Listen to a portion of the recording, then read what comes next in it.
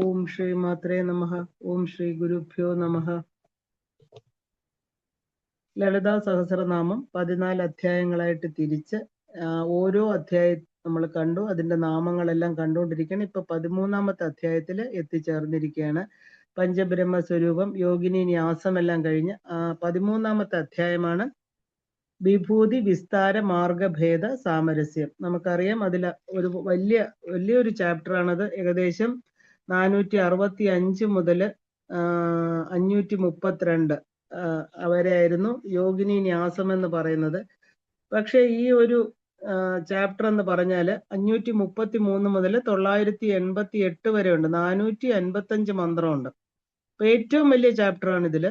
അപ്പൊ നമുക്ക് ഇതിന്റെ സംഗ്രഹങ്ങളും അതുപോലെ കുറച്ച് നീണ്ടുപോകുന്നുണ്ട്. അതുകൊണ്ട് തന്നെയാണ് സംഗ്രഹം കേട്ടെങ്കിൽ മാത്രമേ നമുക്ക് നാമാർത്ഥങ്ങളിലൂടെ വളരെ വേഗം പോകാൻ പറ്റുള്ളൂ. മാത്രമല്ല സംഗ്രഹത്തിൽ നമുക്ക് ഒരുപാട് ഇൻഫോർമേറ്റീവ് ആയിട്ട് നമ്മൾ ജീവിതത്തിൽ ആചരിക്കേണ്ടതായിട്ടുള്ള ഒരുപാട് കാര്യങ്ങൾ പറഞ്ഞു തരുന്നുണ്ട്. അതുകൊണ്ടാണ് നമ്മൾ സംഗ്രഹത്തിനും കൂടെ പ്രാധാന്യം കൊടുത്ത് പോകുന്നത്. അപ്പൊ ഇത് ഒരു 3-4 സത്സംഗങ്ങളായിട്ടേ തീരുള്ളൂ. അതുകൊണ്ട് നമുക്ക് ഇതിലേക്ക് പ്രവേശിക്കാം. വിഭൂതി വിസ്താര മാർഗഭേദ സാമരസ്യം. ദേവിയുടെ വിഭൂതികള് ലളിതാ സഹസ്രനാമത്തിലൂടെ ദേവിയെ അറിയാൻ പല കോടി ജന്മത്തിന് പോലും സാധ്യമല്ല എന്ന് നമ്മൾ കണ്ടു. ദേവിയുടെ അനുഗ്രഹമില്ലാതെ ഇത് സാധ്യമല്ല. ഇപ്പൊ മഹാലയ അമാവാസിക്ക് മുമ്പുള്ള 14 ദിവസം ഈ മഹാമന്ത്രങ്ങൾ പാരായണം ചെയ്താല് 7 തലമുറയിലെ പിതൃക്കൾക്ക് പുണ്യം കിട്ടും എന്ന് പറഞ്ഞാണ് കഴിഞ്ഞ സത്സംഗം നിർത്തിയത്. അപ്പൊ തനിച്ച് ജപിച്ചാൽ ഒരു ഫലം, സമൂഹമായിട്ട് പാരായണം ചെയ്താൽ ഒരു ബ്രഹ്മാണ്ടത്തിലെ സകല ദേവതകളും വന്നേ പറ്റുള്ളൂ, വന്നേ തീരൂ. കാരണം ചതുഷ്ഷഷ്ടി കോടി സേവിതയാണ് അമ്മ, അല്ലേ? അമ്മയുടെ നാമങ്ങൾ ജപിക്കുമ്പോൾ അവരെല്ലാം അവിടെ വന്നിരിക്കും. നമ്മുടെ ശരീരത്തിൽ തന്നെ ഇവരെല്ലാം ഉണ്ട്, അവരെല്ലാം ആക്റ്റീവ് ആകും. അപ്പൊ ആ ഒരു മാൻഡേറ്ററി ഇൻവിറ്റേഷൻ ആണ് നമ്മൾ ഈ നാമത്തിലൂടെ കൊടുക്കുന്നത്. അവരെല്ലാം വിളിക്കുകയാണ്. ഇപ്പൊ പുണ്യ ശ്രവണ കീർത്തന. ഇപ്പൊ ജാതി എന്ന് പറഞ്ഞാൽ ജാതമായത്, അല്ലെ? ജാതമായതിനെ സംബന്ധിച്ചത്, ജനിച്ചതിനെ സംബന്ധിച്ചത്. ഇപ്പൊ ഗോക്കളിലെ ഗോത്വം എന്ന് പറഞ്ഞാൽ ജാതി, വൃക്ഷങ്ങളിലെ വൃക്ഷത്വം എന്ന് പറഞ്ഞാൽ ജാതി, മനുഷ്യരിലെ മനുഷ്യത്വം എന്ന് പറയുന്നത് ജാതി, ഇല്ലേ? മനുഷ്യരിൽ ഇപ്പൊ മനുഷ്യത്വമാണ് ഇല്ലാത്തത്, അല്ലെ? അപ്പോ ഏത് പ്രപഞ്ചത്തിലെ ഏത് വസ്തുക്കളെ സംബന്ധിച്ചാലും ഇപ്പൊ ഈ പറഞ്ഞ എന്താ പറയാ വൃക്ഷങ്ങളാകട്ടെ, പക്ഷി മൃഗാദികളാകട്ടെ, എല്ലാവർക്കും ലളിതാ സഹസ്രനാമം എന്ന് പറയുന്നത് ഒരു പോസിറ്റീവ് എനർജി കൊടുക്കുന്നതാണെന്ന് പറയുന്നു. അപ്പൊ മനുഷ്യർക്ക് എന്തുമാത്രം പോസിറ്റീവ് എനർജിയാണ് അത് വായിക്കുന്നതിലൂടെ കിട്ടുന്നത്. അപ്പോ കേട്ടാലും ജപിച്ചാലും പുണ്യം കിട്ടുന്ന നാമങ്ങളാണ് ദേവിയുടെ. പുണ്യ ശ്രവണ കീർത്തന. മനുഷ്യന് പുണ്യമാണ് അത്യാവശ്യം, അല്ലേ? അതിനാണ് നമ്മൾ ഭൂമിയിൽ വരുന്നത്. അപ്പൊ പാപപുണ്യങ്ങള് സമമാകുമ്പോഴാണ് ഭൂമിയിൽ വീണ്ടും ജന്മം എടുക്കുന്നതെന്ന് പറയാറുണ്ട്. അപ്പൊ നമ്മളിവിടെ പാപങ്ങൾ വരുത്തി വെക്കാതെ പുണ്യം കൂട്ടിക്കൊണ്ടു പോകണം, അല്ലേ? അപ്പോ കാരണം ഇവിടെ ഓരോ കർമ്മങ്ങളും മാനസികം, വാചികം, കർമ്മം, ഇതെല്ലാം തന്നെ നമുക്ക് കർമ്മങ്ങളാണെന്ന് പറയണം. ഞാൻ ചെയ്യുന്നു എന്നുള്ള അഹംബോധത്തോടുകൂടി എപ്പോഴാണോ കർമ്മങ്ങൾ ചെയ്യുന്നത്, ഇതെല്ലാം നമ്മുടെ പാപപുണ്യങ്ങളില് സൂക്ഷ്മ ശരീരത്തിൽ അല്ലെങ്കിൽ പ്രാരാബ്ധ ശരീരം നമ്മൾ സഞ്ചിത കർമ്മങ്ങൾ സഞ്ചിയിലേക്ക് ആഡായി പോകും. അപ്പൊ അത് നമ്മൾ വളരെ ചിന്തിച്ചിട്ടാണ്. അപ്പൊ ഇതെല്ലാം ദേവിയുടെ ലീലകളാണ്, ദേവിക്ക് സമർപ്പിച്ചുകൊണ്ട് അമ്മയാണ് എൻ്റെ ഉള്ളിലിരുന്ന് ഇതെല്ലാം ചെയ്യുന്നതെന്ന് ആ ഒരു രീതിയിൽ നമ്മൾ വായിക്കുകയാണെങ്കിൽ മനുഷ്യന് അത്യാവശ്യത്തിനല്ല, ഓരോ നാമജപത്തിലും നമുക്ക് പുണ്യം കിട്ടും. പശുന്യാദി ദേവതകൾ നമുക്കിത് പറഞ്ഞു തരികയാണ്. കാരണം നമ്മൾ ഈ ഭൂമിയിൽ വന്നിരിക്കുന്ന എന്തിനാ? പുണ്യം ഉണ്ടാക്കാനാണ്.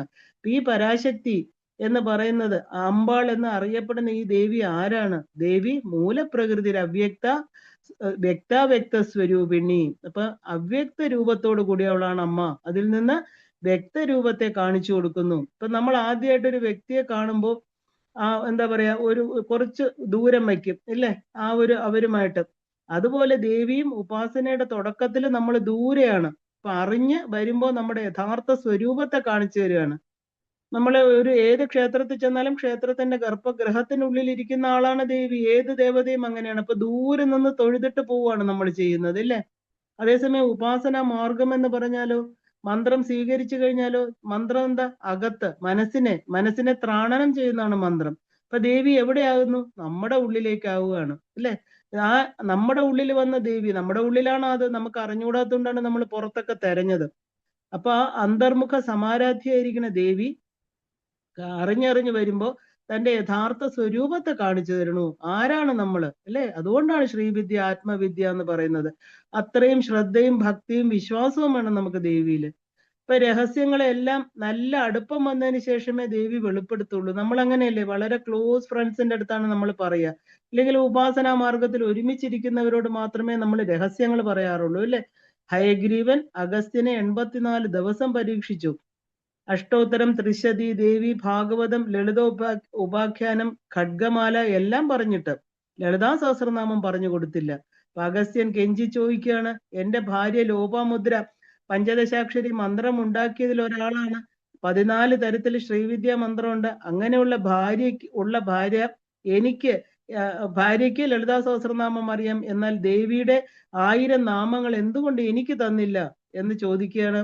അപ്പോ ഹയഗ്രീവൻ പറയാണ്, ലളിതാ സഹസ്രനാമം എന്നുള്ളത് ഇനി വരും കാലം ഭൂമിയില് എത്തേണ്ടതാണ്. അത് ആളുകള് അതിന്റെ പ്രാധാന്യത്തെ കുറിച്ച് കുറച്ച് കാണരുത്.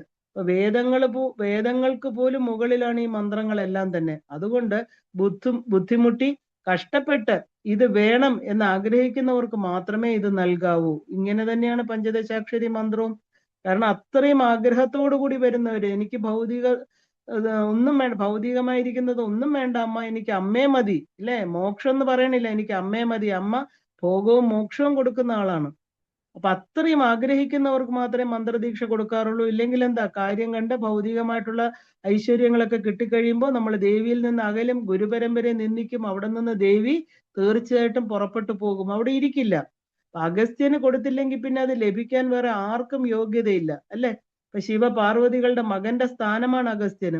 അങ്ങനെ ഹയഗ്രീവ അഗസ്ത്യ സംവാദേ, ഇപ്പൊ ലളിത സഹസ്രനാമം ആദ്യം പുറത്തേക്ക് വന്നത് അങ്ങനെയാണ്.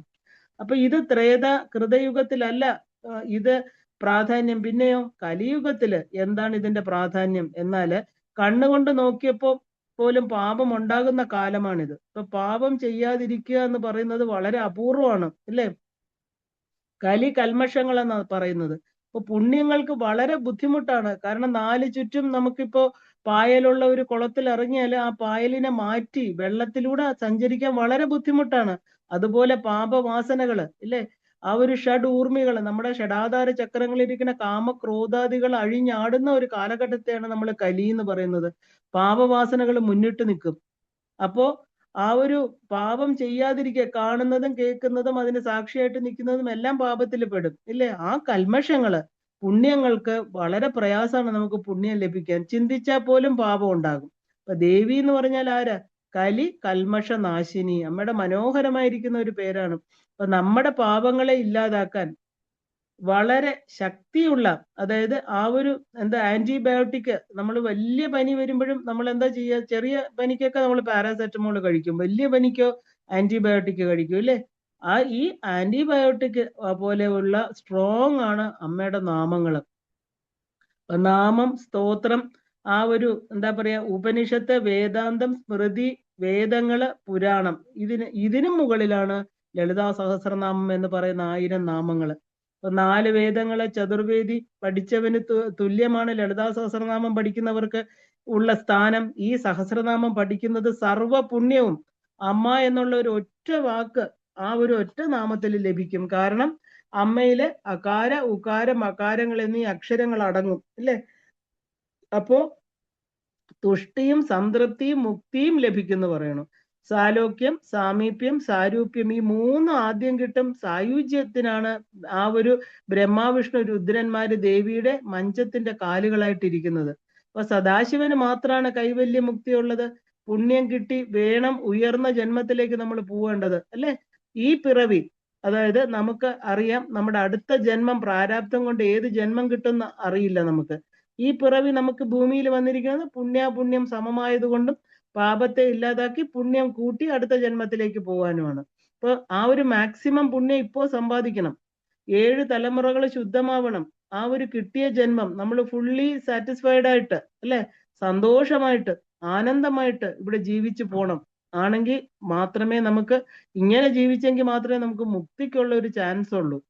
ഇപ്പൊ മഹാലയത്തിന് ശേഷം വരുന്ന മാസം സൂര്യൻ തുലാത്തിൽ പോയി നീചനാകും. സൂര്യന്റെ പവേഴ്സ് എല്ലാം കുറയും, ശക്തി കുറയും. അപ്പോൾ നമുക്കും പാപങ്ങൾക്ക് ഉള്ള ഒരു ടെൻഡൻസി കൂടി വരും. അത് അപ്പൊ എന്താ പറയാ, ആത്മാവില് സദ്വിചാരം കുറയ്ക്കും അത്. ഇപ്പൊ നിറയെ ആക്രമണങ്ങള്, അക്രമ വാസനകൾ കൂടുതലും ആ ഒരു രാക്ഷസരുണ്ടാകും ഭൂമിയിൽ. മാനസികമായിട്ട് വളരെ വീക്കാവും നമ്മള്. ഇപ്പൊ വിഷ്ണു സഹസ്രനാമത്തില് ശ്രീ രാമ രാമേതി രാമേ രമേ രാമേ മനോരമേ സഹസ്രനാമ തത്തുല്യം രാമനാമ വരാനെ എന്ന് 3 പ്രാവശ്യം പറയുന്നുണ്ട്. അതുപോലെ ലളിതാ സഹസ്രനാമത്തില് സ്വാഹ സ്വധ മധുർമേധ ശ്രുതി സ്മൃതിന് അനുയുക്തമായ നമ എന്ന് 3 പ്രാവശ്യം ചൊല്ലിയാല് അനേക അശ്വമേധ യാഗം ചെയ്ത ഫലമാണെന്ന് പറയുന്നു.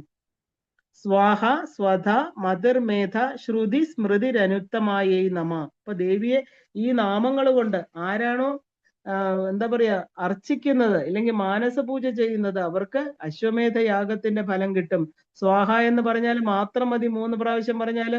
സ്വധ എന്ന നാമം പറയുന്നത് കൊണ്ട് ആ ഒരു പാർവണ ശ്രാദ്ധം പിണ്ടബലി തുടങ്ങിയ പിതൃയജ്ഞങ്ങൾ ചെയ്തതിന്റെ ഫലം കിട്ടുമെന്ന് പറയണു. ദക്ഷിണാദേവിയെ 3 പ്രാവശ്യം ജപിച്ചാല് നമുക്ക് ആർക്കൊക്കെ കടമുണ്ടോ ഇല്ലേ, നമ്മള് ഒരുപാട് കടങ്ങളുണ്ട്, നമ്മൾ ക്യാഷ് ആയിട്ടും കൈൻഡായിട്ടും എല്ലാം എന്താ പറയാ വാങ്ങിച്ചിട്ടുള്ള നമ്മൾ മറന്നുപോയതൊക്കെ കാണാം. അപ്പൊ എല്ലാ കടവും വീടി. അപ്പൊ ദക്ഷിണാദേവി ആ പുണ്യം നമുക്ക് തരും. ഇപ്പൊ കർമ്മം ചെയ്യുന്നതിനേക്കാൾ അധികം ഇതൊക്കെ എന്താ പറയാ അത് ചെയ്ത ആചാര്യന്റെ ഗുരു ഇവർക്ക് സന്തോഷത്തോടെ കൊടുക്കുന്ന ദക്ഷിണയാണ് അല്ലെ. വേറൊരാള് നമുക്ക് കർമ്മം ചെയ്യുമ്പോൾ അവരുടെ സന്തോഷമാണ് നമ്മുടെ അനുഗ്രഹം. അപ്പോ മഹാമന്ത്രങ്ങൾ ജപിക്കുമ്പോൾ നമ്മുടെ ഉള്ളിലിരിക്കുന്ന ദേവിയാണ് തൃപ്തി അടയുന്നത്. അപ്പൊ നമ്മുടെ ഉള്ളില് നല്ല ഹോർമോണുകൾ ഉണ്ടാകാൻ തുടങ്ങും. അപ്പൊ ആ ഒരു എന്താ പറയാ ആ DNA പതുക്കെ ഇല്ലാതാകാൻ തുടങ്ങും. അപ്പൊ ആ ഒരു ഡിപ്ലീറ്റഡ് ആയിരിക്കുന്ന DNA അത് പതുക്കെ പൂർണ്ണമായിട്ട് ഇല്ലാതാകും. ഇപ്പൊ positive thoughts and energy leads to positive karmas. അപ്പൊ അതിൽ നിന്ന് നമുക്ക് എന്താ കിട്ടുന്നത്? ഗുഡ് റിസൾട്ട്സ് അല്ലെ, നല്ല ഫലങ്ങൾ നമുക്ക് അതിൽ നിന്ന് കിട്ടും. ഇപ്പൊ നെഗറ്റീവ് തിങ്കിങ് എന്ന് പറയുന്നത് നമുക്ക് ഉണ്ടാവില്ല. അത് വളരെ ഹീനമാണ്, മോശമായ കാര്യമാണ് ഇല്ലേ. മനസ്സ്, ചിന്ത, കർമ്മം, ആ ഒരു കർമ്മം ചെയ്യുന്നവരാരോ അവനെയാണ് നമ്മൾ ഹിന്ദു എന്ന് പറയുന്നത്. അപ്പോ ആ ഒരു എന്താ പറയാ സർവവ്യാധി പ്രശംനി സർവ മൃത്യു നിവാരിണി. ഇപ്പം ആ ദേവിയെ നമ്മൾ എന്താ സർവവ്യാധി പ്രശംനി മൃത്യു നിവാരിണിയെ നമ. ഇപ്പൊ കർമ്മവിനകൾക്ക് കാരണം ദുഃഖങ്ങൾക്കും രോഗങ്ങൾക്കും എല്ലാം കാരണം എന്താ? കർമ്മവിനകളാണ്. ഇപ്പൊ എല്ലാ വ്യാധികളിൽ നിന്ന് നമുക്ക് ശമനം കിട്ടണം. വ്യാധി എന്ന് പറഞ്ഞാല് കർമ്മവിന കാരണമാണ് നമുക്ക് ഈ പാപങ്ങളും പുണ്യങ്ങളും ഉണ്ടാകുന്നത്. ഇപ്പൊ കർമ്മവിന എന്ന് പറഞ്ഞാൽ എന്താ? ചെയ്യുന്ന പാപങ്ങളും പുണ്യങ്ങളും. അപ്പൊ സാധാരണ വ്യാധികള് നമുക്ക് മെഡിസിൻ കൊടുത്ത് മാറ്റാം ഇല്ലേ. അപ്പോ നമ്മള് പണം, മന്ത്രം, യന്ത്രം, തന്ത്രം, ഔഷധം 5 മെത്തേഡ് ഉണ്ട് നമുക്ക് ആ ഒരു ട്രീറ്റ്മെന്റില്. ഇതില് ശക്തി മൂലകം കാരണം വന്നവയ്ക്ക് ശക്തിയിലെയും ശിവമൂലകം കാരണം വന്നവയ്ക്ക് ശിവവഴിയിലും ട്രീറ്റ്മെന്റ് ഉണ്ട്. ഇപ്പൊ ദൈവകോപത്താൽ വന്നവയ്ക്കോ ദേവി മന്ത്രങ്ങളാല് ശമനം. ഇപ്പൊ 10ാമത്തെ ധാതു എന്ന് പറയുന്നത് എന്താ? പരാശക്തി തന്നെയാണ്.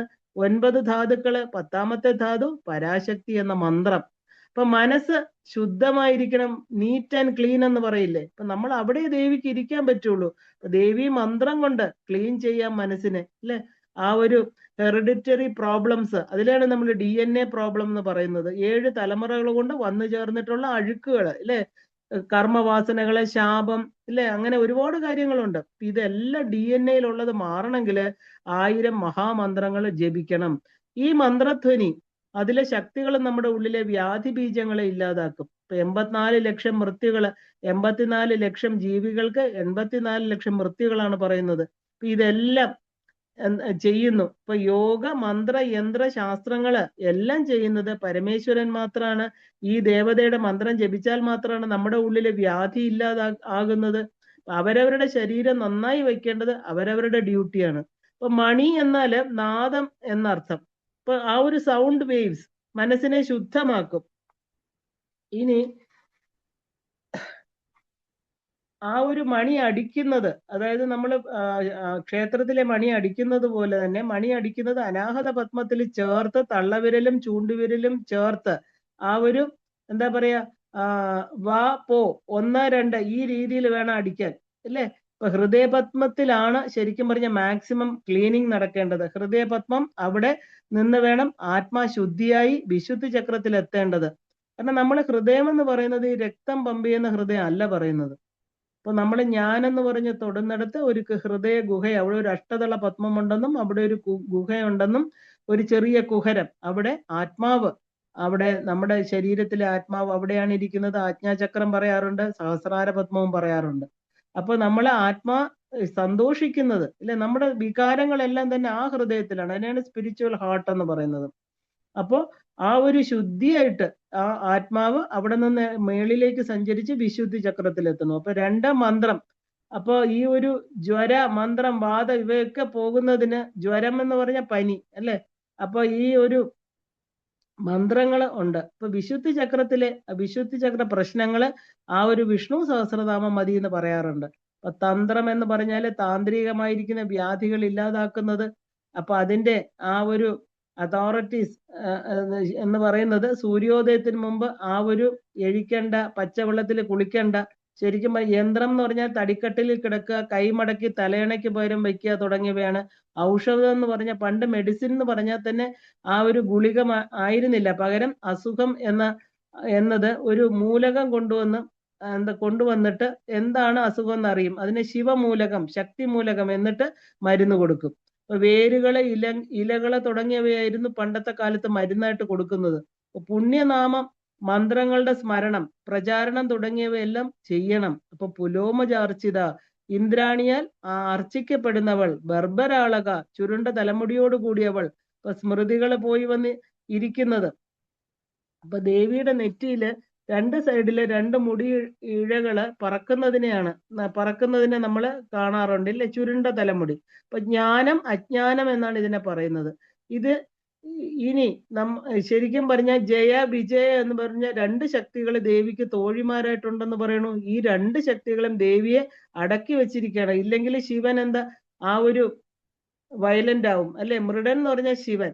അപ്പൊ ശിവൻ സത്വഗുണ പ്രധാനിയാകുമ്പോ മൃഡൻ. അപ്പൊ ആ ഒരു രുദ്രം ചമകത്തിലുണ്ട്. എല്ലാ ആപത്തുകളിൽ നിന്ന് രക്ഷിക്കുന്ന ലളിതാ സഹസ്രനാമമാണ്. സന്തോഷത്തോടെ ശരീരം വിടുന്നത് മൃത്യു, ആ ഒരു അസന്തോഷത്തോടെ ജീവൻ യാത്രയാകുന്നതിനാണ് നമ്മൾ അപമൃത്യു എന്ന് പറയുന്നത്. അപ്പൊ അപമൃത്യു എന്ന് പറഞ്ഞാൽ ആക്സിഡന്റൽ ഡെത്ത് എന്ന് മാത്രമല്ല, തൃപ്തി വരാതെ മരിച്ചവരെല്ലാം തന്നെ അപമൃത്യു ആണ് അല്ലെ. ശരീരമാണ് എന്നുള്ള ബോധത്തിലൂടെ ജീവിക്കുന്നവരെല്ലാം തന്നെ എത്ര കാലം കഴിഞ്ഞാലും ശരീരത്തിനെ വിടാൻ അവർക്ക് ബുദ്ധിമുട്ടാണ്. ഇപ്പൊ തൃപ്തിയായി മരിക്കണമെങ്കിൽ എന്ത് വേണം? തൃപ്തിയായിട്ട് ജീവിക്കണം. ഇപ്പൊ തിരിഞ്ഞു നോക്കുമ്പോ എന്താ പറയാ, തിരിഞ്ഞു നോക്കരുത്. നമ്മൾ സാധാരണഗതിയിൽ ഒരു നായ മുമ്പേ പോകുമ്പോൾ എപ്പോഴും അത് തിരിഞ്ഞു നോക്കുന്ന കാണാം അല്ലെ. ഇപ്പൊ കഴിഞ്ഞ ജീവിതം നന്നായിട്ട് ജീവിച്ച് തൃപ്തിയായിട്ട് നമ്മൾ മുകളിലേക്ക് നെക്സ്റ്റ് സ്റ്റേജ് അല്ലെ, അടുത്ത തലത്തിലേക്ക് പോകണം. ഇപ്പൊ സ്മൃതി എന്ന് പറഞ്ഞാൽ എന്താ? എപ്പോഴും ദുഃഖ കാരണമാണ്. അത് സുഖം കൊടുക്കില്ല. അനുഭവിച്ച് തൃപ്തി വന്നത് പിന്നെ വിട്ടോണം. ഇപ്പൊ അനുഭവിക്കുന്നത് പരിശുദ്ധം, എച്ചിലാകാത്തത് ബ്രഹ്മം മാത്രമേ ഉള്ളൂ. അപ്പോ ദേവി എന്ന് പറഞ്ഞാല്, അമ്മ എന്ന് പറഞ്ഞാൽ എന്താ? അഗ്രഗണ്യ, അചിന്ത്യ രൂപ, കലികൽമഷനാശിനി, മൂലപ്രകൃതി. അപ്പോ ആ ഒരു അഗ്രപൂജ്യൻ എന്ന് പറഞ്ഞാൽ ആരാ? ഗണപതിയാണ്. ഇപ്പൊ ചിന്തയിൽ ഒതുക്കാൻ പറ്റാത്ത രൂപമാണ് ഗണപതിയുടെ. ഇപ്പൊ മനസ്സിന്റെ ആ ഒരു മിൽക്കി വേ ഗാലക്സി വരെ പോകാം, എന്നാല് അതിലും വലുതായിട്ടൊന്ന് അചിന്ത്യം. അപ്പൊ കലിയിലെ കൽമഷത്തെ മാറ്റുന്നവളാണ് ദേവി. അപ്പൊ കലിയിലെ ദുഃഖങ്ങൾ അകറ്റാനാണ് കലിയുഗത്തിലെ ലളിതാ സഹസ്രനാമം കൊടുക്കപ്പെട്ടത്. ഈ സഹസ്രനാമം ലളിതാ പരമേശ്വരി തന്നെ ലളിതാ പരമേശ്വരി എന്ന ദേവതയുടെ ശ്രീവിദ്യ ഉപാസന എന്ന് പറയുന്ന ആ ഒരു ശാക്തേയ ഉപാസനയുടെ പ്രധാന അംഗമാണ്. ഹയഗ്രീവൻ അഗസ്ത്യന് കൊടുക്കുകയാണിത്. ഇപ്പൊ കലിദോഷങ്ങളെല്ലാം തന്നെ ഈ ദേവിയുടെ ഉപാസനയിലൂടെ തീർത്ത് കിട്ടും. വശിന്യാദി വാഗ്ദേവതകളാണ് ഇത് ചൊല്ലുന്നത്. ദേവിയുടെ നാമങ്ങള് എല്ലാം ഈ ഭൂമിയിൽ എന്തൊക്കെ വിഭൂതികൾ ഉണ്ടായി എന്നാണ് ഈ ഒരു അധ്യായത്തിൽ പറയുന്നത്. അത് എങ്ങനെ മനുഷ്യകുലത്തിന് പ്രയോജനപ്പെടുന്നു എന്ന് പറയപ്പെട്ടിരിക്കുക. കാത്യായനി, കാലഹന്ത്രി, കമലാക്ഷ നിഷേവിത. ഇപ്പൊ സപ്തകോടി മഹാമന്ത്രങ്ങളും ഒരു ശരീരത്തിൽ വച്ചിരിക്കണു കാത്യായനി ദേവി. എല്ലാം ദേവഗന്ധർവ ശക്തികളും പഞ്ചഭൂതങ്ങളുടെയും ശക്തി നശിച്ചാലും ആർക്കും ശക്തിയില്ലാതായപ്പോ തന്റെ ശരീരത്തിൽ നിന്നും ശക്തി എല്ലാവർക്കും കൊടുത്ത ദേവിയാണ് കാത്യായനി ദേവി. ഇപ്പൊ കാത്യായന മഹർഷിയുടെ മകളായിട്ട് വന്ന് ശിവനെ പരിഗ്രഹിച്ച ദേവി. ഇപ്പൊ പഞ്ചഭൂതങ്ങൾക്കും ശക്തി കൊടുത്ത ദേവി കാത്യായനി ദേവി. ആ ഒരു സപ്തകോടി മന്ത്രങ്ങള്, ആ മന്ത്രങ്ങളുടെ ഇരിപ്പിടാണ്.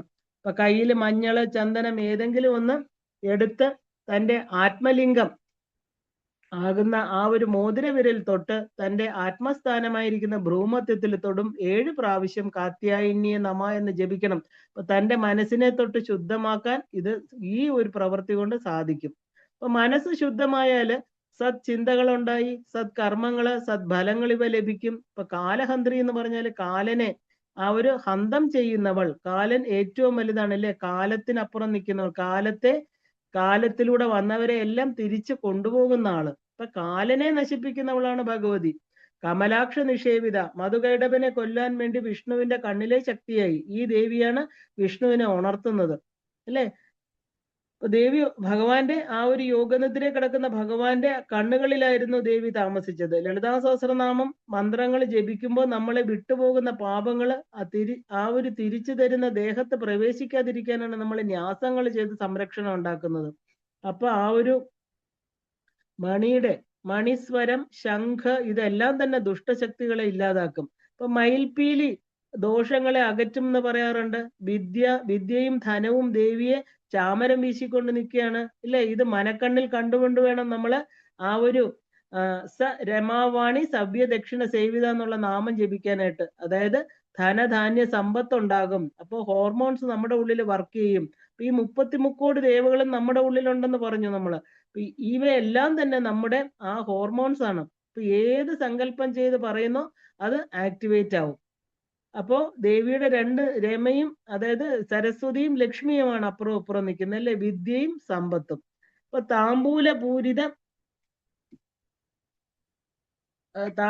താമ്പൂലം എന്ന് പറഞ്ഞാൽ എന്താ, ആ ഒരു താമ്പൂലം എന്ന് പറഞ്ഞാല് അഷ്ടവസ്തുക്കൾ ചേർന്നതാണ് താമ്പൂലം. താമ്പൂല പൂരിത മുഖി എന്ന് ദേവിക്ക് ഒരു നാമമുണ്ട്. അപ്പോ എല്ലാം നമ്മളെ ശുദ്ധമാക്കാൻ വേണ്ടിയിട്ടാണ്. താമ്പൂലം എന്ന് പറഞ്ഞാല് ശരിക്കും പറഞ്ഞാൽ അതൊരു മെഡിസിനൽ പ്ലാന്റ് ആണ്. ആഹാരം കഴിഞ്ഞ ശേഷമാണ് താമ്പൂലം കഴിക്കുന്നത് ഇല്ലേ. കാരണം ആഹാരം വയറ്റിലെ 24 നിമിഷം കൊണ്ട് രസമായിട്ട് മാറും. അപ്പോൾ നല്ല കാര്യങ്ങൾ സംസാരിച്ചില്ലെങ്കിൽ ദുഷ്കർമ്മങ്ങൾ ഉള്ളിൽ പോകും.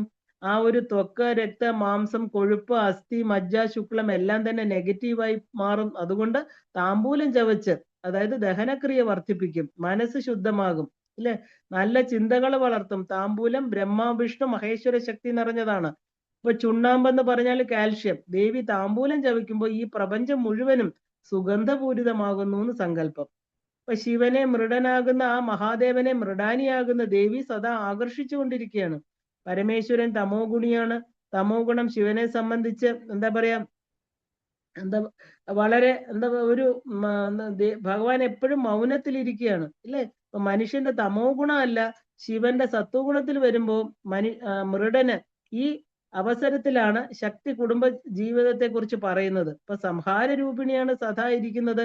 ഇപ്പൊ സാത്വിക ഗുണം വരും.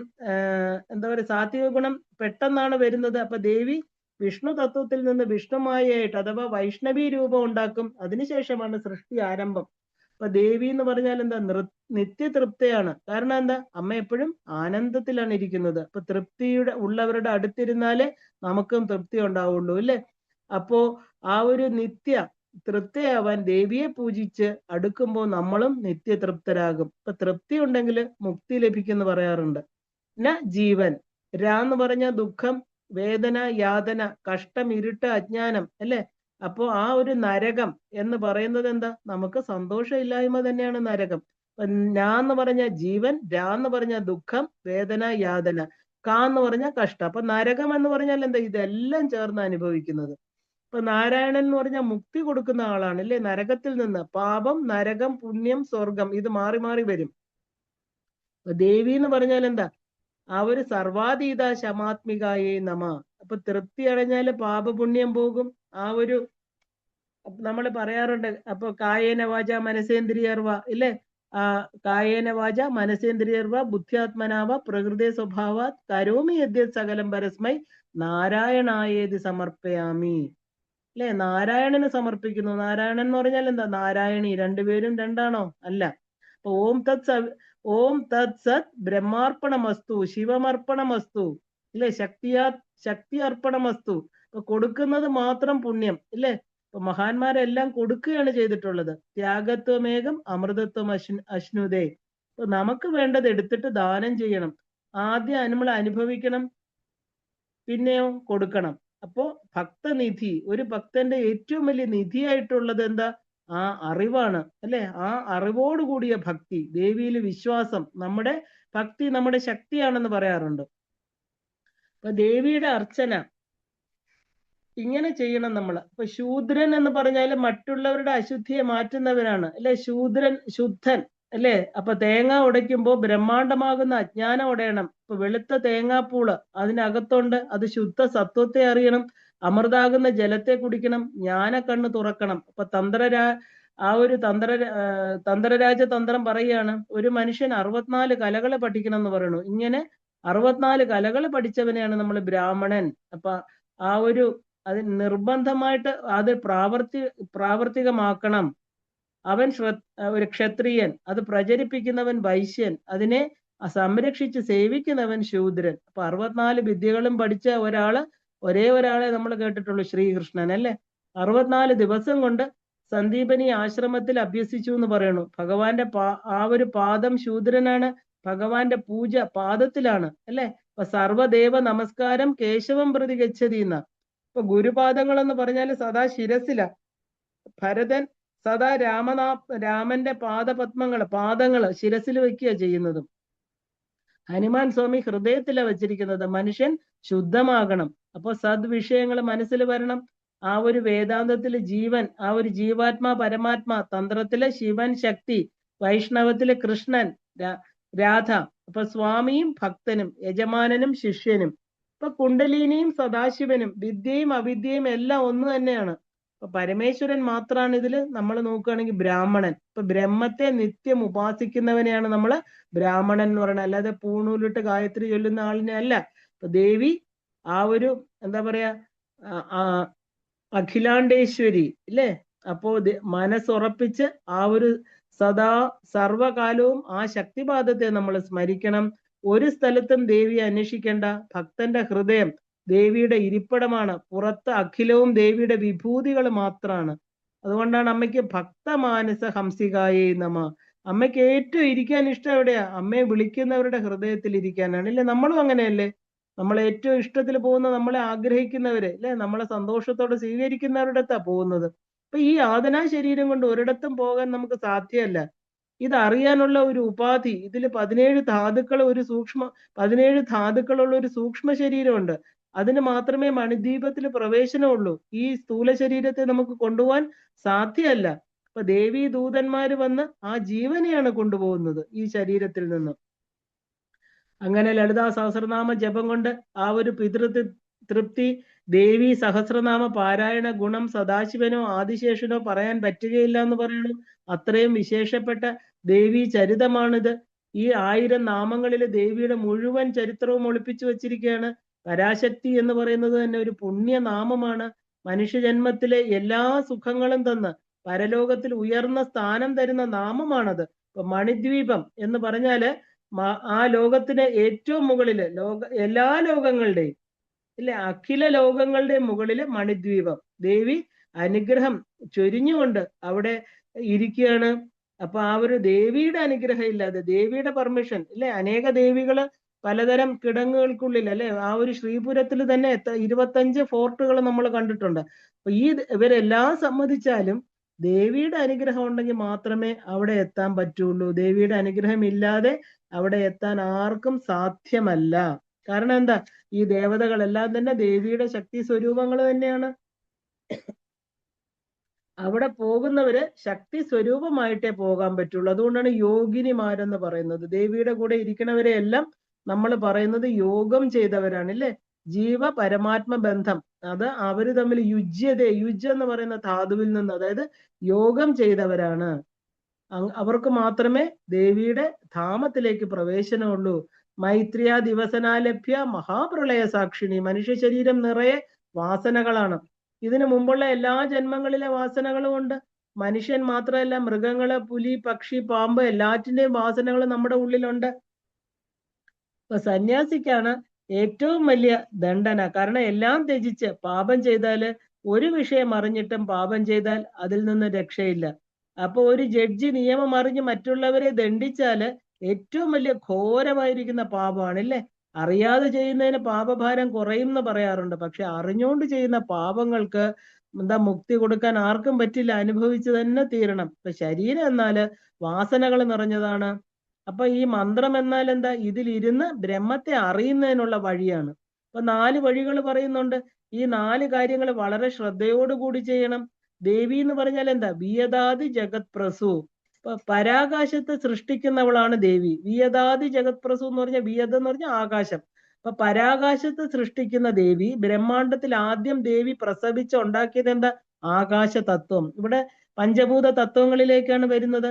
ആകാശം എന്ന് പറഞ്ഞാൽ അതിൽ നിന്ന് വായു, അതിൽ നിന്ന് അഗ്നി, ജലം, ഭൂമി, ഇങ്ങനെയാണ് എന്താ പറയാ പഞ്ചഭൂതങ്ങളെ ഉണ്ടാക്കുന്നത്. പഞ്ചീകൃതമാണ് ഈ പ്രപഞ്ചം. ഇപ്പൊ ശിവന് മാത്രം ബ്രഹ്മത്തെ ശക്തിയിലൂടെ പല മൂർത്തികളാക്കി മനുഷ്യരുടെ വാസനകൾക്കനുസരിച്ച് അവർക്ക് വഴി തുറന്നു കൊടുക്കുകയാണ്. ഇപ്പൊ വിഷ്ണു, ഗണപതി, മുരുകൻ, അയ്യപ്പൻ തുടങ്ങി വിവിധ മൂർത്തികൾ ഏത് വഴിയിലും ബ്രഹ്മജ്ഞാനം ലഭിക്കും, ഇല്ലേ? ഇപ്പൊ പല ജന്മങ്ങളിലൂടെ പടിപ്പടിയായി മാത്രമേ നമുക്ക് ഉയരാൻ സാധിക്കുകയുള്ളൂ. ആകാശത്തിന്റെ പ്രത്യേകത എന്താണ്? നമുക്കത് അടുത്താണെന്ന് തോന്നും, പക്ഷെ അടുക്കും തോറും നീങ്ങിപ്പൊക്കൊണ്ടേയിരിക്കും. വിയത്ത് എന്ന് പറഞ്ഞാല് മാറുന്ന തത്വം.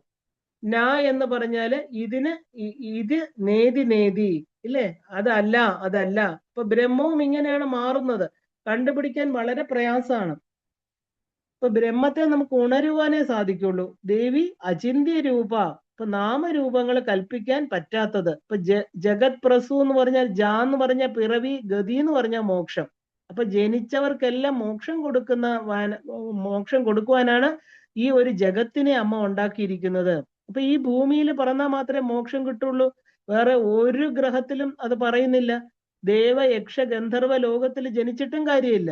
ഈ ജഗത്തിൽ ജനിച്ചാൽ മാത്രമേ ജാ എന്ന് പറയുന്ന ജീവന്, ഗതി എന്ന് പറയുന്ന ഒരു മോക്ഷസിദ്ധി ഉണ്ടാവുള്ളൂ. ഗതി എന്ന് പറഞ്ഞാൽ നമ്മുടെ ഗതി നമ്മൾ തന്നെ എത്തിയിരിക്കും. അധോഗതിയാവാം, ഊർധ്വഗതിയുമാകാം, ഇല്ലേ? ഇപ്പൊ ജാ, ഗത, ജഗത്ത്. ഇപ്പൊ ഓരോ ജന്മത്തിലും ആ ഗർഭത്തില് സത്യം ചെയ്യും, ഇല്ലേ? ഇത്തവണ വന്നാല് മോക്ഷം കൈവരിക്കുമെന്ന്. എന്നാൽ ഭൂമിയിലെ വായു സ്പർശത്താൽ എല്ലാം മറന്നുകൊണ്ട് വീണ്ടും കാമങ്ങൾക്ക് പിന്നാലെ പാഞ്ഞ് ജീവിതം നശിപ്പിച്ച് എന്താ പറയാ അവസാനം ഒന്നും കയ്യിലില്ലാതെ ഉള്ളത് കൂടുതൽ പാപങ്ങളും ഉണ്ടാക്കി ഇവിടെ നിന്ന് പോകും. അപ്പൊ അങ്ങനെ ആ ഒരു ജന്മങ്ങൾ എത്ര കഴിഞ്ഞാണ് ഇനി അടുത്തൊരു മനുഷ്യൻ ജന്മം കിട്ടുന്നതെന്ന് നമുക്കറിയില്ല. എത്ര ജന്മങ്ങൾ കഴിഞ്ഞു പോയി എന്നും അറിയില്ല. ഓരോ ജീവനും ഈ 4 വഴികൾ പിന്തുടർന്നാല് ഈ ജന്മത്തിൽ തന്നെ നമുക്ക് പ്രത്യക്ഷമായിട്ട്, അതായത് ആ ഒരു പ്രത്യക്ഷ ബ്രഹ്മാനുഭവം ഉണ്ടാക്കാൻ സാധിക്കും. അപ്പോ ആ ഒരു ചൈതന്യ രൂപം എല്ലാം കാണാൻ സാധിക്കും. ശിവൻ എന്നത് ചൈതന്യ സ്വരൂപമാണ്. നമ്മുടെ ഉള്ളിൽ തന്നെയാണ് ഇതിരിക്കുന്നത്. പ്രത്യേകിച്ച് രൂപമില്ലാത്ത അവസ്ഥ, ഇല്ലേ? ശിവലിംഗം എന്ന് പറഞ്ഞാൽ എന്താ? ലിംഗം നമുക്ക് ഇന്നതാണെന്ന് കാണിച്ചു തരുന്ന ശക്തി. ഇപ്പൊ ശിവന് രൂപമുണ്ടെന്ന് തോന്നുന്നത് ശക്തി സ്പന്ദനം കൊണ്ടാണ്. ഇപ്പൊ സ്ഫുരണമുള്ളത് കൊണ്ടാണ്. ഇതിനെയാണ് നമ്മൾ വിമർശ രൂപിണി വിദ്യ എന്ന് പറയുന്നത്. ഇപ്പൊ വിയതാതി ജഗത്പ്രസു എന്ന് പറയുന്നത് ഒരു ശരീരമുള്ളത് കൊണ്ടാണ് നമ്മൾ രൂപത്തെ അറിയുന്നത്, അല്ലെ? അപ്പൊ ജനിക്കുന്നതെല്ലാം ശിവനാണ്. ശിവൻ തന്നെയാണ് ജീവനാകുന്നത്. 9 ധാതുക്കളാണ് നമ്മുടെ ശരീരം എന്ന് പറയുന്നത്. ത്വക്ക്, മാംസം എന്ന് പറയുന്ന ശക്തി, രക്തം, മേധസ്, അസ്ഥി. ഇപ്പൊ മജ്ജ, ശുക്ലം. ശുക്ലം എന്ന് പറയുന്നതാണ് ജീവൻ. അതിലാണ് ജീവൻ വസിക്കുന്നത്. പ്രാണൻ, ജീവൻ. ഇപ്പൊ ശരീരം എന്ന് പറഞ്ഞാൽ ശക്തിയുടേത്. അതിന്റെ ഉള്ളിൽ അഗാധമായിട്ട് ഇരിക്കുന്ന, അസ്ഥിക്കുള്ളില് ഇരിക്കുന്ന ആ ഒരു മജ്ജ, അതിന്റെ ഉള്ളിലാണ് പ്രാണൻ ഇരിക്കുന്നത്. അതിന്റെ ഉള്ളിലാണ് ജീവൻ ഇരിക്കുന്നത്. ഒന്ന് ആലോചിച്ച് നോക്കുക, എത്ര സൂക്ഷ്മമായിട്ടാണ് ആ ഒരു ജീവൻ നമ്മുടെ ഉള്ളിൽ ഇരിക്കുന്നത്. ഇതെല്ലാം ശിവസ്വരൂപങ്ങളാണ്, അതിസൂക്ഷ്മമാണ്. അപ്പൊ ഈ ജീവനാണ് വന്ന ഇരുന്ന് വിട്ടുപോകുന്നത്. ഈ ചൈതന്യമാകുന്ന ശിവനാണ് ശരീരത്തിൽ ഇരുന്നുകൊണ്ട് അതിനെ വലുതാക്കുന്നത്, അല്ലെ? കൊച്ചു കുഞ്ഞിന്റെ ഉള്ളിലും മധ്യവയസ്കന്റെ ഉള്ളിലും വൃദ്ധനിലും എല്ലാം തന്നെ ഈ ചൈതന്യമാണ്. ആ ചൈതന്യത്തിന്റെ അളവ് സെയിം ആണ്. ഈ ശിവനാണ് ശക്തിയെ വളർത്തുന്നത്. അപ്പൊ ശിവജ്ഞാനമാണ് ശക്തി. അപ്പൊ ഈ ശിവജ്ഞാനമാണ് ശക്തിയെ ഉണർത്തുന്നത്, ഇല്ലേ? അപ്പൊ ശക്തിജ്ഞാനം തന്നെയാണ് ബ്രഹ്മജ്ഞാനം എന്ന് പറയുന്നത്. അപ്പൊ ആദ്യം വേണ്ടത് എന്താ? ഉപാധിയായിരിക്കുന്ന ഈ പറയുന്ന ശരീരം. അപ്പൊ ശരീരം ആദ്യം ഖലു ധർമ്മസാധനം. അപ്പൊ ശരീരം എന്ന ശക്തി, അതിനുള്ളിൽ ജീവൻ എന്ന ആത്മസ്വരൂപം. ഇവിടെ ജനിക്കുന്നതെല്ലാം ശിവൻ. ശിവോഹം, ഇല്ലേ? അഹം ശിവഹ. അപ്പൊ ശിവൻ എന്നും ആ ഒരു പുതിയ പുതിയ ശക്തികളുടെ ശരീരമെടുത്ത് നടനം ആടിക്കൊണ്ടേയിരിക്കണു, ഇല്ലേ? ഇന്ന് മനുഷ്യനാണെങ്കിൽ നാളെ മൃഗമാവണു, പക്ഷിയാവണു, കടൽ ജീവിയാകണു.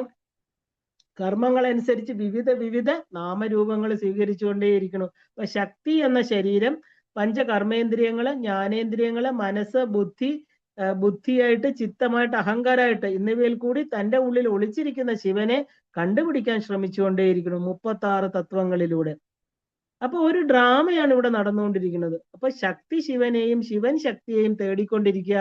ആ ഒരു മ്യൂസിക്കൽ ചെയർ അല്ലെ, അതിൽ അവസാനം ശക്തിയിലൂടെ ശിവനെ അറിഞ്ഞ് സഹസ്രാരത്തിൽ ഒരുമിച്ച് കളി നിർത്തി ആ ഒരു യോഗിയായിട്ട് മാറി മോക്ഷത്തെ ലഭിക്കും. ഇപ്പൊ കാണാത്ത, തൊടാത്ത, അറിയാത്ത, മണക്കാത്ത, അചിന്ത്യമായിരിക്കുന്ന അവർണ്ണനീയമായ ആ സത്തയെ എങ്ങനെയാണ് നമ്മൾ എങ്ങനെ അനുഭവിക്കാം? ഇതാണ് ഈ നാമം. എന്താ? മൈത്ര്യാദി ദിവസനാലഭ്യ മഹാപ്രളയ സാക്ഷിണ്യെ നമ.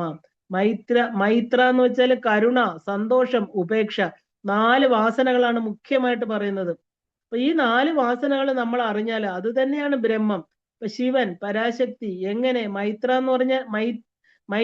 എന്ന് പറഞ്ഞാൽ ദേവി സാക്ഷാത്കാരത്തിന് ഒരു ഭക്തൻ സാധന ചെയ്താല് മാത്രമേ അത് സാധിക്കൂ. അപ്പൊ സാധനാ കാലത്തിൽ എപ്പോഴും ഒരു മിത്രഭാവം ഉണ്ടായിരിക്കണം. അപ്പോ എന്താ പറയാ, ആ ഒരു സന്തോ മിത്രസ്യശ്ച വരുണ. മിത്രൻ എന്ന് പറഞ്ഞാൽ സൂര്യൻ. അപ്പൊ 13 നാമങ്ങൾ സൂര്യനുണ്ട്. ഈ 3 ലോകങ്ങളിലും ആ ഒരു ഇരിക്കുന്നവനാണ്. എല്ലാം തന്നെ ബന്ധുക്കളാണ്. ബാന്ധവ ശിവഭക്തശ്ച ലോകമേ ഭുവനത്രയം അല്ലെ. ഒരു സാധകൻ മറ്റൊരു വ്യക്തി ദേവിയെ അറിയാനായിട്ട് ശ്രമിക്കുന്ന ഒരു വ്യക്തിയെ മിത്രഭാവത്തിൽ കാണണം. മിത്രൻ എന്ന് പറഞ്ഞാൽ സൂര്യൻ അല്ലെ, തേജോ രൂപിയാണ്, പരമശിവനാണ്. ശക്തി എന്നാൽ ചന്ദ്രൻ. അപ്പൊ സൂര്യനും ചന്ദ്രനെയും ചേർക്കുന്നത് എന്താണ്? അഗ്നിയാണ് അല്ലെ. അപ്പൊ ഏത് പൂജയിലും, യാഗഹോമത്തിലും, യജ്ഞത്തിലും എല്ലാം ആദ്യം അഗ്നിയെ ജ്വലിപ്പിക്കുകയാണ്. വേദത്തിൽ ആദ്യം അഗ്നിമീളെ പുരോഹിതം എന്ന വാക്യം, അതായത് അഗ്നി വഴിയെ ആരംഭം. അഗ്നി മൂലാധാരത്തിൽ എരിഞ്ഞുകൊണ്ടിരിക്കുകയാണ്, അത് മുകളിലേക്ക് വ്യാപിച്ചുകൊണ്ടിരിക്കുന്നു. മനുഷ്യ ശരീരത്തിലെ പാദങ്ങളാണ് പെട്ടെന്ന് തണുക്കുന്നത്. അപ്പൊ അഗ്നിമണ്ഡലത്തിന് താഴെ ആയതുകൊണ്ടാണത്. അപ്പൊ സൂര്യനാണ് ശരിക്കും അന്നദാത, ഊർജദാത, ശക്തിദാത എന്നൊക്കെ പറയുന്നത്. അപ്പൊ സൂര്യനെ മിത്രനായിട്ട് ഭാവിക്കണം. ആരെല്ലാം ദേവി ഉപാസന ചെയ്യുന്നോ അവരെല്ലാം നമ്മുടെ മിത്രങ്ങളാണ്.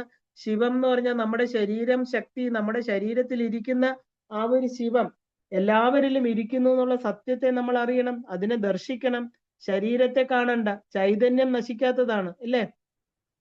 ഈ സത്യത്തെ അറിഞ്ഞ് എല്ലാവരിലും ശിവത്തെ കാണുന്നവൻ ഈ ചൈതന്യത്തെ കണ്ണാൽ കാണാൻ യോഗ്യനാണ്. കാരണം ഇത് ഉപാസനയിലെ ആദ്യ പാഠമാണ്. രണ്ടാമതായി കഷ്ടപ്പെടുന്നവരെ, കടം, ദുഃഖം, രോഗങ്ങള് ഇല്ല, ഇവയൊക്കെ കൊണ്ട് ദുഃഖിക്കുന്നവരുടെ കരുണ, സഹായം, ഇത് ഉപാസനയുടെ രണ്ടാമത്തെ പടിയാണ്. മനസ്സ് വളരും. ഇപ്പൊ കരുണാമയിയായിരിക്കുന്ന ദേവിയെ അറിയാൻ തുടങ്ങും. കരുണയുണ്ടോ? ദേവിയുണ്ട് ഇല്ലേ. ദേവി കരുണാരൂപമാണ്. അപ്പൊ നമ്മളോട് വരുന്ന പൊയ്മുഖങ്ങളാണെങ്കിലും അല്ലാത്തവരാണെങ്കിലും നമുക്ക് അവരോട് കരുണയോട്, ഒരു ദേവി ഉപാസകന് അല്ലെങ്കിൽ ഉപാസകയ്ക്ക് എല്ലാവരോടും കരുണയോട് മാത്രമേ പെരുമാറാൻ സാധിക്കുകയുള്ളൂ. മൂന്നാമത് സന്തോഷമാണ്. ആ പുണ്യമുള്ളവനെ കണ്ടാൽ സന്തോഷപ്പെടണം. യാഗയജ്ഞങ്ങൾ നടത്താൻ, നല്ല പൂജ ചെയ്യുന്നവര്, സത്കർമ്മങ്ങൾ ചെയ്യുന്നവര്, സന്ധ്യാവന്ദനം ചെയ്യുന്നവര്, തന്റെ അറിവ് മറ്റുള്ളവർക്ക് പറഞ്ഞു കൊടുക്കുന്നവര്, മറ്റുള്ളവരുടെ നന്മ ആഗ്രഹിക്കുന്നവര് എല്ലാം പുണ്യാത്മാക്കളാണ്. അപ്പോ അവരോടുമായിട്ട് നമ്മൾ സഖ്യം ചെയ്യണം അല്ലെ, സത്സംഗത്തിൽ ഏർപ്പെടണം. അപ്പൊ അവരെ കണ്ട് സന്തോഷിക്കണം. അപ്പൊ ആ മൂന്നാമത്തെ പടിയും കടന്നു പോകാം. അങ്ങനെ നാലാമത്തെ പടി എന്ന് പറഞ്ഞാൽ എന്താ? പാപികളുള്ള സ്ഥലം ഉപേക്ഷിക്കണം. അപ്പൊ ഈ 4 വാസനകൾ ഉള്ളവൻ ശരിയായ ഭക്തനാണ്, ദേവി ഉപാസകനാണ്. ശങ്കരാചാര്യ സ്വാമികൾ പറഞ്ഞ പോലെ ഉദരനിമിത്തം ബഹിർദ വേഷങ്ങളെ വിശ്വസിക്കരുത് ഒരിക്കലും. ബാഹ്യമായിട്ട് ഉള്ള ആളൊന്നും ആ ഒരു ബാഹ്യമായിട്ടുള്ള ചിഹ്നങ്ങളുള്ളവരൊന്നും തന്നെ യഥാർത്ഥ ഉപാസകൻ ആകണമെന്നില്ല. കാരണം കാഷായം, അതാണ് ഈ ബഹുകൃത വേഷം എന്ന് പറയുന്നത്. കാഷായം ധരിച്ചവരെല്ലാം സന്യാസി ആവണമെന്നില്ല അല്ലെ. അപ്പൊ ഈ നാലേ വഴികൾ മതി മഹാശക്തിയായിരിക്കുന്ന പരാശക്തിയെ അറിയാൻ. അങ്ങനെ എല്ലാ ജീവരാശികളും ഭഗവതിയുടെ സന്താനങ്ങളായിട്ട് കാണുന്നവർക്കൊക്കെ ദേവി തന്നെ മഹാപ്രളയ സാക്ഷിണിയായിട്ട് കാണാൻ പറ്റുള്ളൂ. ഉറങ്ങുമ്പോൾ ആർക്കും മനസ്സില്ല, എണീക്കുമ്പോഴാണ് ഞാൻ ഉണ്ടെന്നുള്ള ബോധം വരുന്നത്. ആ ഉറങ്ങുമ്പോഴാണ് ശരീരത്തിൽ മാക്സിമം ക്ലീനിങ്, ശുദ്ധം നടക്കുന്നത്. അപ്പൊ നമ്മൾ ഉറങ്ങുമ്പോൾ നമ്മളിൽ പ്രവർത്തിക്കുന്ന ഒരാളുണ്ട്, ആ ആളിന്റെ പേരാണ് പരാശക്തി. അപ്പൊ നമ്മുടെ ശരീരത്തിന്റെ പേര് മന്ത്രശരീരം അല്ലെങ്കിൽ ദ്രവ്യ ശരീരം, സ്ഥൂല ശരീരം. അപ്പോ ആ ഒരു മന്ത്രശരീരം എന്ന് പറഞ്ഞത് സൂക്ഷ്മം എന്ന് പറഞ്ഞാൽ കെട്ടാത്ത കയറ്. അപ്പൊ ആ ഒരു മനസ്സിന്റെ ശരീരം, മനസ്സിനെ അറിയുന്നത് വളരെ ദുഷ്കരമാണ്. അപ്പൊ ഈ മനസ്സുകൊണ്ട് വേണം നമ്മൾ ആ ഒരു പ്രാണനെയും ജീവനെയും അറിയാനുള്ളത്. അപ്പൊ മനസ്സിന് എവിടെ വേണമെങ്കിലും പോകാം. ജീവൻ നമ്മളെ ചുറ്റിക്കൊണ്ടേയിരിക്കും. നമ്മൾ ഉറങ്ങുമ്പോൾ നമ്മളെ രക്ഷിക്കുന്ന ഒരു ശക്തി സദാ നമ്മുടെ ഉള്ളിലുണ്ട്. ഇപ്പൊ ഹോട്ടൽ അടയ്ക്കുമ്പോൾ ക്ലീനിങ് നടക്കുന്ന പോലെ എല്ലാം ഒരു ക്ലെൻസിങ് ചെയ്തുകൊണ്ടേയിരിക്കും. ആ ഒരു നമ്മൾ അറിയാതെ എറുമ്പ് കടിക്കുന്ന ആരെങ്കിലും വിളിക്കുമ്പോൾ പെട്ടെന്ന് ജീവൻ ശരീരത്തിൽ പ്രവേശിക്കും. അപ്പൊ ഉറങ്ങുമ്പോൾ ശരീരത്തിന്റെ വെളിയിൽ ഈ ജീവൻ കറങ്ങിക്കൊണ്ടേയിരിക്കും. ഉറക്കം എന്ന് പറഞ്ഞാൽ അതിനെയാണ് നമ്മൾ നിത്യപ്രളയം എന്ന് പറയുന്നത്. അപ്പൊ ശരീരത്തിന്റെ ക്ലീനിങ്, ആ ഒരു ബാഹ്യപ്രളയം, അതായത് ആ ഒരു പ്രപഞ്ചത്തെ ക്ലീൻ ചെയ്യുന്നു ഇല്ലേ? പരമശൂന്യമായ അവസ്ഥയാണ് മഹാപ്രളയം എന്ന് പറയുന്നത്. ഇപ്പൊ ജഗത്ത് പ്രളയം. ഇപ്പൊ മഹാപ്രളയത്തിൽ എല്ലാ തത്വങ്ങളും, സൃഷ്ടി, സ്ഥിതി എല്ലാം ഇല്ലാതായിട്ട് തീരും. എല്ലാ ദൈവങ്ങളും എവിടെ നിന്നും വന്നു അവിടേക്ക് തിരിച്ചുപോയി ചേരും. എല്ലാ ജീവരാശികളും ബ്രഹ്മത്തിൽ ഐക്യമാകും. ബ്രഹ്മ, വിഷ്ണു, മഹേശ്വരന്മാരില് അവര് സദാശിവനില് അങ്ങനെ മൂലപ്രകൃതിയായിട്ട് തീരും, സദാശിവൻ ഉൾപ്പെടെ. അപ്പൊ ഈ മഹാപ്രളയം കാണുന്ന ഒരേ ഒരു വ്യക്തി ആരാ? പരാശക്തി മാത്രാണ്. അതുകൊണ്ടാണ് ദേവിക്ക് മഹാപ്രളയ സാക്ഷിണി. ഇപ്പൊ പരാശക്തി മഹാപ്രളയം അല്ലേ? ശരിക്കും പറഞ്ഞാല് ആ ഒരു 311.04 ട്രില്യൺ ഹ്യൂമൻ ഇയേഴ്സ് ശരിക്കും പറഞ്ഞാൽ ഈ ഒരു മഹാപ്രളയം സംഭവിക്കുന്നു പറയണം. അപ്പൊ നമുക്ക് ഒരു ഹ്യൂമൻ ലൈഫ് എന്ന് പറഞ്ഞാൽ എത്രയാ? വളരെ കുറച്ച് മണിക്കൂറുകൾ അല്ലേ? 3.1104 അവേഴ്സ് എന്നൊക്കെ പറയാം നമുക്ക്. അപ്പൊ ഡീപ്പസ്റ്റ് സ്ലീപ്പ് എന്ന് പറയുന്നത് 8 മണിക്കൂർ ആ ഒരു എല്ലാ ദിവസവും. അപ്പൊ ഇനി വരുന്ന ഏറ്റവും വലിയ നാമം അടുത്തതാണ് പരാശക്തി പരാനിഷ്ഠ പ്രജ്ഞാനഘന രൂപിണിയെ നമ. അപ്പൊ പരാശക്തി തന്നെ പുണ്യനാമമാണെന്ന് നമ്മൾ കണ്ടു. പരാശക്തി എന്നാലേ പഞ്ചാക്ഷരം ഇല്ലേ? 572ാമത്തെ നാമമാണ് ശക്തി പഞ്ചാക്ഷരി, പഞ്ചമി, പഞ്ചഭൂതേശ്വരി, പഞ്ച സാഖ്യോപചാരിണി. അപ്പൊ പഞ്ചേന്ദ്രിയങ്ങള്, പഞ്ചകൃത്യങ്ങള്, 4 + 7 + 2 14 അല്ലെ? 4 + 1 5. ദേവി എല്ലാം പഞ്ചസ്വരൂപമാണ്, പഞ്ചബ്രഹ്മസ്വരൂപിണി. അപ്പൊ 5 അതിവിശേഷ നാമങ്ങളുള്ളവൾ. 5 എന്നാൽ പരാശക്തി തന്നെയാണ്. പരാ എന്ന് പറഞ്ഞാൽ ബിയോണ്ട് അല്ലെ? അതിനപ്പുറം. അപ്പൊ നമ്മുടെ ആ ഒരു ഉപമയ്ക്ക് മുകളിലുള്ളത്, അളക്കാൻ പറ്റാത്തത്, രഹസ്യമായിട്ടിരിക്കുന്നത് ആദിശക്തി. ഇപ്പൊ സ്ഥൂലം, സൂക്ഷ്മം, കാരണം ഇതില് ദ്രവ്യ, മന, മന്ത്രശരീരം എന്നതില് ആ ഒരു മന്ത്രശരീരം. അപ്പൊ അപ്പൊ എല്ലാറ്റിന്റെയും സോഴ്സ് എന്ന് പറയാം. ഇത് വളരെ അതീവ രഹസ്യമാണ്, സൂക്ഷ്മതരമാണ്. ഈ ചൈതന്യത്തിന്റെ വടിവാണ് ശിവം എന്ന് പറയുന്നത്. അതിന് ശക്തി കൊടുക്കുന്നവൾ ഇപ്പൊ ശിവശക്തി ഐക്യരൂപിണി. ഇപ്പൊ പരാശക്തി ഒരു ധാതു മൂലകം, അതില് 5 ശക്തികൾ, 4 ശിവമൂലകം, അങ്ങനെ 9. ശ്രീചക്രം എന്ന് പറഞ്ഞാൽ എത്ര? 9 ആവരണങ്ങളില്ലേ? നവചക്രേശ്വരിയായിരിക്കുന്ന ദേവി. 4 + 5 ഇല്ലേ? 4 ശിവത്രികോണങ്ങൾ ഊർധ്വമായിട്ട്, 5 ശക്തി ത്രികോണങ്ങൾ അധോമുഖമായിട്ട്. ഇതില് ബിന്ദു, അതില് സംതൃപ്തിയായിട്ടിരിക്കുന്നവൾ. അപ്പൊ 5 ശക്തികള് ഇല്ലേ? അപ്പൊ അതിന്റെ ആ ഒരു എന്താ പറയാ, അതിന്റെ ആ ശക്തികൾക്ക് 4 ശിവത്രികോണങ്ങൾക്കും കാരണമായിട്ടിരിക്കുന്നവളാണ് ദേവി. ബിന്ദു സ്വരൂപിണി, ബിന്ദു തർപ്പണ സന്തുഷ്ട, ത്രിപുരാംബിക അല്ലെ? ബിന്ദു സങ്കല്പം മാത്രം മതി ജന്മങ്ങളിലും ചെയ്ത പാപങ്ങള് ഇല്ലാതായിട്ട് തീരാൻ അല്ലെ? ആ ഒരു ത്രിപുരാംബിക ഇല്ലേ? ദേവി എവിടെയായിരിക്കുന്നത്? ബിന്ദുവാസിനി, ബിന്ദുമണ്ഡലവാസിനി. അപ്പൊ ശരീരത്തിന് മാത്രമല്ല ഇത് വേണ്ടത്, ജീവനും വേണം. അമ്മ എന്ന് വെച്ചാൽ ത്രയംബക, 3 ലോകങ്ങൾക്കും അമ്മയാണ്. കഴിഞ്ഞതാണ്, ഇന്നത്തത്, അടുത്തത്. ഈ 3 കർമ്മങ്ങൾ അല്ലേ? മൂന്നിനും കാരണഭൂതമായിരിക്കുന്ന അമ്മ പരാശക്തി. 5 ശക്തി തത്വങ്ങളെയും 4 ശിവതത്വങ്ങളെയും കൂട്ടി യോജിപ്പിക്കുന്ന ശക്തിയാണ് പരാശക്തി. അപ്പൊ 10ാമത്തെ മൂലകം. അപ്പൊ അതിരഹസ്യമാണ്. ഇത് അറിഞ്ഞാൽ തന്നെ മോക്ഷമാണ്, പിന്നെ ജന്മം ഇല്ല. അപ്പൊ 10ാമത്തെ തത്വത്തില് ആ ഒരു എന്താ പറയാ, തത്വത്തിന്റെ ആ ഒരു ജനയിതാവ് ആരാണെന്ന് വെച്ചാൽ പരാശക്തി പരാനിഷ്ഠ പ്രജ്ഞാനഘന രൂപിണി. പ്രജ്ഞാനം എന്ന് പറഞ്ഞാൽ സദ്വിദ്യ, ബ്രഹ്മസത്യം, ജഗത് മിഥ്യ എന്നൊക്കെ നമ്മൾ കേട്ടിട്ടുണ്ട്. കാരണം ജഗത്ത് എന്ന് പറഞ്ഞാൽ മാറിക്കൊണ്ടിരിക്കും. ആ ചേഞ്ച് ആവാത്ത, മാറാത്ത തത്വത്തില് ആ ഒരു മനസ്സ് ഉറപ്പിക്കണം. അപ്പോ ഉറക്കേണ്ടത് മൂലാധാര തത്വമാണ്. പരബ്രഹ്മത്തെ അമ്മയായി ഉപാസിക്കുന്നവന് എന്താ പറയാ, ലഭിക്കാത്തതായിട്ട് ഒന്നുമില്ല. ഇപ്പൊ പരാനിഷ്ഠ എന്ന് പറഞ്ഞാൽ ആബ്സല്യൂട്ട്, ഏകത്വം, ദ്വൈത സ്പർശമില്ലാത്തത്, അദ്വൈത സ്വരൂപം, ഒന്നിലും വ്യത്യാസമില്ലാതെ സമദൃഷ്ടിയോടെ ഇരിക്കുന്നവൻ. നിഷ്ഠ എന്ന് പറഞ്ഞാൽ എന്താ? നമ്മൾ അത് വളരെ സ്ഥിരമായിട്ട് ചെയ്യുന്നത്, നിഷ്ഠയോടെ ചെയ്യുന്നത് അല്ലെ? മരങ്ങള്, മൃഗങ്ങള്, മനുഷ്യരെല്ലാറ്റിനെയും സമദൃഷ്ടിയോടെ കാണുന്നവൻ, അവന് ഭവ്യത, കരുണ, സ്നേഹം എല്ലാം ഉണ്ടായിരിക്കും. അപ്പോ മാധ്വീപാനലസ മത്ത മാതൃകാവർണ്ണ രൂപിണ്യ നമ മധുപ്രീത, തേൻ ഇഷ്ടമുള്ളവൾ. നമുക്ക് ഇഷ്ടപ്പെട്ടത് മാത്രമേ ദേവിക്ക് കൊടുക്കാവൂ എന്ന് പറയാറുണ്ട് ഇല്ലേ? അത് മാത്രമേ ദേവി സ്വീകരിക്കുള്ളൂ. നമ്മുടെ ഉള്ളിലിരിക്കുന്ന ദേവിക്ക് നമുക്ക് ഇഷ്ടപ്പെട്ടതാണ് ഇഷ്ടം. അത് തന്നെയാണ് നിവേദ്യം എന്ന് പറയുന്നത്, നൈവേദ്യം. ഇത് അതിഥിക്കും, അതായത് മറ്റുള്ളവർക്കും നമുക്ക് ഇട്ടത് വേണം കൊടുക്കാൻ. നമ്മളെ ശരിക്കും പറഞ്ഞാൽ നമ്മളെ ഉയർത്തണം ഇല്ലേ? നമ്മുടെ ശരീരത്തിലെ ഓരോ തത്വങ്ങളും ഓരോ ഭാഗങ്ങളും ദേവീ ശക്തികളാണെന്ന് സങ്കല്പിക്കണം, എന്നാലേ അത് പൂർണ്ണമാവുള്ളൂ. ഇപ്പൊ ശനിഗ്രഹം വളരെ കഷ്ടപ്പെട്ട് സകല വിദ്യകളും അഭ്യസിച്ച് ആ ശനീശ്വരനായിട്ട് തീർന്നു അല്ലെ? നവഗ്രഹങ്ങളില് ശനീശ്വര പദവി ശനിക്ക് മാത്രമേ ഉള്ളൂ. ഇപ്പൊ ചണ്ഡികേശ്വരൻ, രാവണേശ്വരൻ, ദേവി മന്ത്രിണി.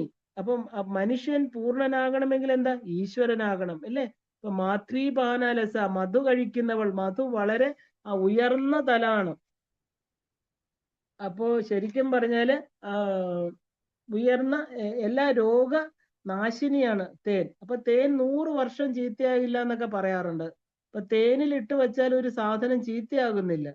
ശരിക്കും പറഞ്ഞാൽ ആ ഒരു താനും തന്നില് ആ ഒരു വീണതിനെയും സംരക്ഷിക്കുന്നവൾ. ഇപ്പൊ ഭൂലോകത്ത് മധു എന്ന് പറഞ്ഞാൽ അമൃതത്തിന് സമമാണ്. അപ്പൊ എന്നും ദേവിക്ക് മധു പൂജിച്ച് കഴിക്കാം. ഇപ്പൊ രോഗങ്ങൾ വരാതിരിക്കാം. ഈ മധു കഴിച്ചാല് ആ ഒരു മനനമാകുമെന്ന് പറയാറുണ്ട്. എല്ലാ സാധനങ്ങളിലും ഇരിക്കുന്ന രസത്തെയാണ് നമ്മൾ മധു എന്ന് പറയുന്നത്. അപ്പൊ ഇത് നിവേദിച്ചാലും ആ ഒരു മധുവായിട്ട് നമ്മൾ എന്താ പറയാ, മധുവായിട്ട് സങ്കല്പിച്ച് ദേവിക്ക് കൊടുക്കണം. ഇപ്പൊ മധു കഴിച്ച് സന്തോഷമായിട്ടിരിക്കുന്ന ഭഗവതി. മനസ്സ് എന്ന് പറയുന്നത് എവിടെയാ? അനാഹത ചക്രം. അപ്പൊ മധുരം, ഇത് മൂന്നും ആ ഒരു കണക്ട് ചെയ്തിരിക്കുകയാണ്.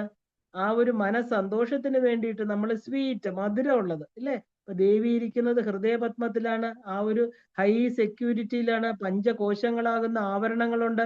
ദേവി ഇരിക്കുന്ന ചക്രത്തെയാണ് നമ്മൾ ആനന്ദമയ ചക്രം എന്ന് പറയുന്നത്. ഇപ്പൊ മാതൃകാ വർണ്ണ രൂപിണി, അകാരം മുതൽ ഹകാരം വരെയുള്ള എല്ലാറ്റിനും മാതൃകയായിട്ടിരിക്കുന്നവൾ, ഇപ്പൊ മോഡലായിട്ടിരിക്കുന്നവൾ, ശിവശക്തികൾ ഇല്ലേ? ആ ദമ്പതികളെയാണ് നമ്മൾ ഉദാഹരണം പറയുന്നത്. ഇപ്പൊ പാർവതി പരമേശ്വരൻ. അപ്പൊ നമ്മൾ പറയില്ലേ, നമ പാർവതി പതയെ ഹരഹര മഹാദേവ. എല്ലാറ്റിനും ബേസ് കളർ അല്ലെ? ആ ഒരു എന്താ പറയുക, ഇരുട്ടെന്ന് പറഞ്ഞാൽ അജ്ഞാനം, കറുപ്പാണ്, ബ്ലാക്ക്. ഇപ്പൊ ശിവശക്തികളിൽ ഇതെല്ലാം മാറി മാറി പല കളറ് ലോകത്തേക്ക് അയക്കണു. ഇപ്പൊ മഹാകാളി എന്ന് പറഞ്ഞാൽ എന്താ? മൂലപ്രകൃതി ആദി സ്വരൂപമാണ്. അതിൽ നിന്നാണ് ശരിക്കും അത് ആ കറുത്ത നിറമാണ് അല്ലേ? ബ്രഹ്മാവോ രജോ ഗുണമാണ് അല്ലെ? ആ ഒരു രജോ ഗുണം ചുവപ്പ് നിറം. സത്വം എന്ന് പറയുന്നത് വിഷ്ണു, രുദ്രൻ എന്ന് പറയുന്നത് തമോ ഗുണം കറുപ്പാണ്. അപ്പൊ ഇങ്ങനെ എല്ലാ വിഷ്ണുവിന്റെ സത്വഗുണം വെളുപ്പ് നിറം, ഇപ്പൊ കാളി കറുപ്പ് നിറം. ഇങ്ങനെ ഗൗരിയാകാൻ ആഗ്രഹിച്ചു എന്ന് പറയുന്നു ദേവി. ഇപ്പൊ വെണ്മ കാളിയെ എപ്പോഴും കാണാൻ പറ്റില്ല, കാരണം പരാശക്തി മാതൃകാവർണ്ണ രൂപിണിയാണ്. 51 അക്ഷരങ്ങള്, ആ അമൃതം മുതല് ക്ഷമാദേവി വരെ ആ ഒരു അക്ഷമാല സ്വരൂപിണിയാണ് ദേവി. എല്ലാ ഭാഷകളിലും 51 മാതൃകാ സ്വരൂപമായിരിക്കുന്ന ഈ യോഗിനികൾ കാരണമാണ്. ഇപ്പൊ മഹാകൈലാസ നിലയ, ഇപ്പൊ ശ്രീചക്രത്തിന്റെ ബിന്ദുസ്ഥാനം മഹാകൈലാസമാണ്. ഇപ്പൊ പ്രാകൃത കൈലാസം ഭാരതത്തില് ടിബറ്റിൽ ഇരിക്കുന്നതാണ്. ഭൂമിയിലെ ദേവലോകം ടിബറ്റിന്, അതിന് പുറകില് അസുരലോകം, പിന്നെ നാഗലോകം. ചൈന തുടങ്ങിയത് ദേവലോകത്തിലെ മാതൃകാ സ്വരൂപം എന്ന് പറയുന്നത് കൈലാസാണ്. ഇപ്പൊ ഇവിടെ ആ ഒരു പരമ ചൈതന്യ ബ്രഹ്മ രൂപത്തെയാണ് നമ്മൾ സദാശിവൻ. ഇപ്പൊ ഭഗവാന്റെ ഒരു കണ്ണ് സൂര്യൻ, അഗ്നിസ്വരൂപം ഭഗവാൻ ശിവൻ ഇല്ലേ? ബ്രഹ്മാവിൽ നിന്ന് വന്ന രുദ്രൻ അല്ല ഇത്. ഇപ്പൊ സദാശിവൻ അമൂർത്തനാണ്. സദാശിവ തത്വം മാറിക്കൊണ്ടേയിരിക്കും. നമ്മുടെ ശിരസില് സഹസ്രാരത്തില് ബിന്ദു സ്വരൂപമായിട്ടിരിക്കണു. സഹസ്രാരം എന്ന് പറഞ്ഞത് അതിനെയാണ് നമ്മള് മഹാകൈലാസം. അപ്പൊ ദേവി മൃണാള മൃദോർലത, വളരെ സോഫ്റ്റ് ആയ ശരീരത്തോട് അല്ലെ? വളരെ വളരെ എന്താ പറയാ, പഞ്ഞി പോലെയുള്ള ശരീരത്തോട് കൂടിയവൾ, മഹനീയ ദയാമൂർത്തി ഇല്ലേ? അപ്പൊ അറിവിനെ ഉണർത്തുന്നവൾ, സദാശിവന്റെ കൂടെ ആ ഒരു മഹാ സാമ്രാജ്യശാലിനിയായിട്ടിരിക്കുന്നവൾ, പഞ്ചബ്രഹ്മ ആസനത്തില് മഹാരാജ്ഞിയായിട്ടിരിക്കുന്നവളാണ് പരാശക്തിയായിരിക്കുന്ന ദേവി. അപ്പോ ദ്വൈതി എന്ന് പറഞ്ഞാൽ പൂർണ്ണല്ല, അദ്വൈതി എന്ന് പറഞ്ഞാൽ പൂർണ്ണൻ. അപ്പൊ സദാശിവനുമായിട്ട് സദാ ഐക്യത്തിലിരിക്കുന്ന നിത്യമംഗള സ്വരൂപിണിയായിരിക്കുന്ന ദേവി ആരാണ്? ആത്മവിദ്യ മഹാവിദ്യ ശ്രീവിദ്യ കാമസേവിതായേ നമ. ആർക്കാണോ ദേവിയെ അറിയണമെന്ന് ആഗ്രഹമുള്ളത് അവരാൽ ഉപാസന ചെയ്യപ്പെട്ടവളാണ് ദേവി, അല്ലേ? അപ്പൊ ശരി, സദാശിവൻ എന്ന് പറയുന്നത് സദാശിവൻ തന്നെ നേരിട്ട് ആ ഒരു എന്താ പറയാ ടീച്ചറായിട്ട് അല്ലെ അധ്യാപകനായിട്ട് ഇരിക്കുന്നുണ്ട് ദേവിയുടെ. പിന്നെ ദേവിയുടെ ശിഷ്യനായിട്ട് ഇരിക്കുന്നുണ്ട്. ഇതെല്ലാം എന്തിനു വേണ്ടിയാ? ആത്മവിദ്യ പ്രാക്ടീസ് ചെയ്യാണ്, അല്ലെ? ആത്മവിദ്യ മഹാവിദ്യ ശ്രീവിദ്യ. ഇത് ഏറ്റവും പറഞ്ഞ സീക്രട്ട് ടോപ്പിക് അല്ലെ. ഇവിടെയാണ് അത് റിവീൽ ചെയ്യുന്നത്. കാരണം പുറത്തേക്ക് കൊണ്ടുവരുന്ന രഹസ്യമാണിത്. എന്താണ്? ശരിക്കും പറഞ്ഞ ആ വശിന്യാദി വാഗ്ദേവതകൾക്ക് നമ്മളോടുള്ള, ഇത് വായിക്കുന്നവരോടുള്ള അതിവായിട്ടുള്ള കമ്പാഷൻ, കരുണ, സ്നേഹം, ഇതെല്ലാം കൊണ്ടാണ് സൃഷ്ടിജാലങ്ങൾക്ക് ഈ കാര്യങ്ങളൊക്കെ തുറന്നു പറഞ്ഞു കൊടുക്കുന്നത്. കാരണം ആത്മവിദ്യ എന്താണ്? ആത്മവിദ്യ ഹംസ സോഹം, അല്ലെ? ആത്മ ബ്രഹ്മം തന്നെയാണ്. മഹാവിദ്യ സോഹം ഹംസ, ബ്രഹ്മം തന്നെയാണ് ആത്മാവ്. അപ്പൊ ഈ ഹംസ യോഗം എന്നൊക്കെ പറയുന്നത് എന്താ? ആത്മവിദ്യയില് ഹകാരത്തിൽ നിന്ന് സകാരം, ഇല്ലേ? ആജ്ഞാചക്രത്തിലെ ഹകാരം മൂലാധാരത്തിലെ ഒരു ഇതളിലിരിക്കുന്ന സകാരവുമായിട്ട് ചേർന്ന് ഹംസ സോഹം. നമ്മളെന്താ? പ്രാണനെ അകത്തോട്ട് എടുക്കുന്നു, പ്രാണനെ തിരിച്ചു വിടുന്നു, ഇല്ലേ? ഹംസസോഹം പറയുമ്പോ ആത്മബ്രഹ്മമാണ്. ഇപ്പൊ മഹാവിദ്യ എന്ന് പറഞ്ഞാലോ സോഹം ഹംസ, ബ്രഹ്മം തന്നെയാണ് ആത്മാവ്, ഇല്ലേ? അപ്പൊ ആത്മതത്വത്തെ, ആത്മ അല്ലാതെ വേറൊന്നുമില്ല. ഏറ്റവും വലിയ മന്ത്രം എന്താ? ഹംസ സോഹം, സോഹം ഹംസ. ഇപ്പൊ ശ്രീവിദ്യ, ആത്മവിദ്യക്കും മഹാവിദ്യക്കും ചേർന്നത് ശ്രീവിദ്യ. ദേവിയുടെ ഒരു പേര് ശ്രീവിദ്യ എന്നുണ്ട്, ഇല്ലേ? ശരിക്കും പറഞ്ഞാല് ദേവിയുടെ ഈ ഒരു സീക്രട്ട്, ഈ രഹസ്യത്തെ അറിയുന്ന ആ ഒരു രഹസ്യത്തെ അറിയാൻ വേണ്ടി ശരിക്കും പറഞ്ഞാല് ആ ഒരു എന്താ പറയാ ആ ഒരു വാഗ്ദേവതകള് നമ്മുടെ അടുത്തുള്ള കരുണ കൊണ്ട് ആ ഒരു സീക്രട്ട്, ആ ഒരു രഹസ്യത്തെ നമുക്ക് മനസ്സിലാക്കി തരികയാണ്. വാഗ്ദേവികൾ എന്ന് പറഞ്ഞാൽ എന്താ? ആ ഒരു ശരിക്കും പറഞ്ഞാല് ദേവിയുടെ തന്നെ ആ വാക് സ്വരൂപങ്ങളായിരിക്കുന്ന 8 പേരാണ് അവര്. അപ്പോ ആ ഒരു എന്താണ് ആ വാഗ്ദേവികൾ പറയണത്? എന്താ? നിങ്ങള് വേദങ്ങൾ റെക്കമെൻഡ് ചെയ്തിരിക്കുന്ന ആ 4 പാതകള്, ഇല്ലെ, 4 പ്രാക്ടീസുകള് എല്ലാം തന്നെ ദൈവങ്ങൾക്കും മനുഷ്യർക്കും ശ്രീവിദ്യയിലൂടെ കിട്ടും. കാരണം വേദങ്ങൾ 4 വഴികൾ പറഞ്ഞു തരുന്നുണ്ട്, അല്ലേ? കർമ്മം, ജ്ഞാനം, എന്താ പറയാ നമ്മള് ഭഗവത്ഗീത പറഞ്ഞ പോലെ ഭക്തി, ജ്ഞാനം, കർമ്മം എല്ലാം പറയുന്നുണ്ട്. പക്ഷെ ഇതൊന്നും ചെയ്യണ്ട. പക്ഷെ ഈ ഒരു ലളിതാ സഹസ്രനാമം മനസ്സിലാക്കിയാൽ മതി. ദൈവങ്ങൾക്കും മനുഷ്യർക്കും ശ്രീവിദ്യയിൽ കഴിഞ്ഞ് വേറെ വിദ്യ ഇല്ല എന്ന് പറയുന്നു. കാരണം ഇത് യജ്ഞവിദ്യയാണ്, അല്ലേ? Knowledge of doing all types of യജ്ഞാസ്. കാരണം മെയിൻലി 5 യജ്ഞകള്. ആത്മവിദ്യ എന്ന് പറയുന്ന ആത്മാ ആണ് ബ്രഹ്മം, അല്ലെ? ഹംസ സോഹം, കാരണബിന്ദുവിൽ നിന്ന് ഉത്പത്തിയായിരിക്കുന്നത് കാര്യബിന്ദു. ഒരു ശിവൻ കാരണം, ശക്തി കാര്യം, ഇല്ലേ? ഹംസം എന്ന് പറഞ്ഞാൽ എന്താ? ബ്രഹ്മം. അഹം എന്ന് പറഞ്ഞാൽ ഞാൻ. ഇപ്പൊ ഹംസ സോഹം എന്ന് പറഞ്ഞാൽ എന്താ? കാരണബിന്ദു എന്ന ബ്രഹ്മമാണ് ഞാൻ എന്ന തത്വം. കാര്യകാരണങ്ങള് ശിവശക്തികളാണ്. ഹംസ സോഹം എന്ന മഹാമന്ത്രം ഞാൻ ബ്രഹ്മം തന്നെയാണ്, ആ മഹാചൈതന്യത്തെ കാണിക്കുന്നു. ഇപ്പൊ ആത്മവിദ്യാ സ്വരൂപിണിയായിരിക്കുന്ന ദേവി സോഹം ഹംസ. ഇപ്പൊ ബ്രഹ്മമാണ് ആത്മാവ്, അല്ലെ? കാര്യത്തിൽ നിന്ന് കാരണം. ഇത് ബ്രഹ്മസാക്ഷാത്കാരത്തിന്റെ പ്രധാന തത്വമാണ്. ഇത് തന്നെയാണ് മഹാവിദ്യ. അത് ഞാൻ അത്, അല്ലെ? ആത്മ മഹാവിദ്യ സ്വരൂപിണിയായിട്ട് സർവം ആത്മസ്വരൂപം എന്നുള്ള അറിവിനെ നമ്മളിൽ കൊടുക്കുന്നവൾ, അല്ലെ? അറിവിനെ കൊടുക്കുന്ന മഹാശക്തി.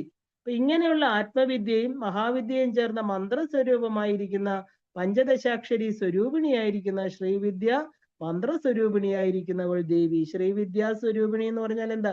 ചതുർവിദ്യ വിധാനേനയായിട്ട് ഈ ശ്രീവിദ്യ അറിയണം.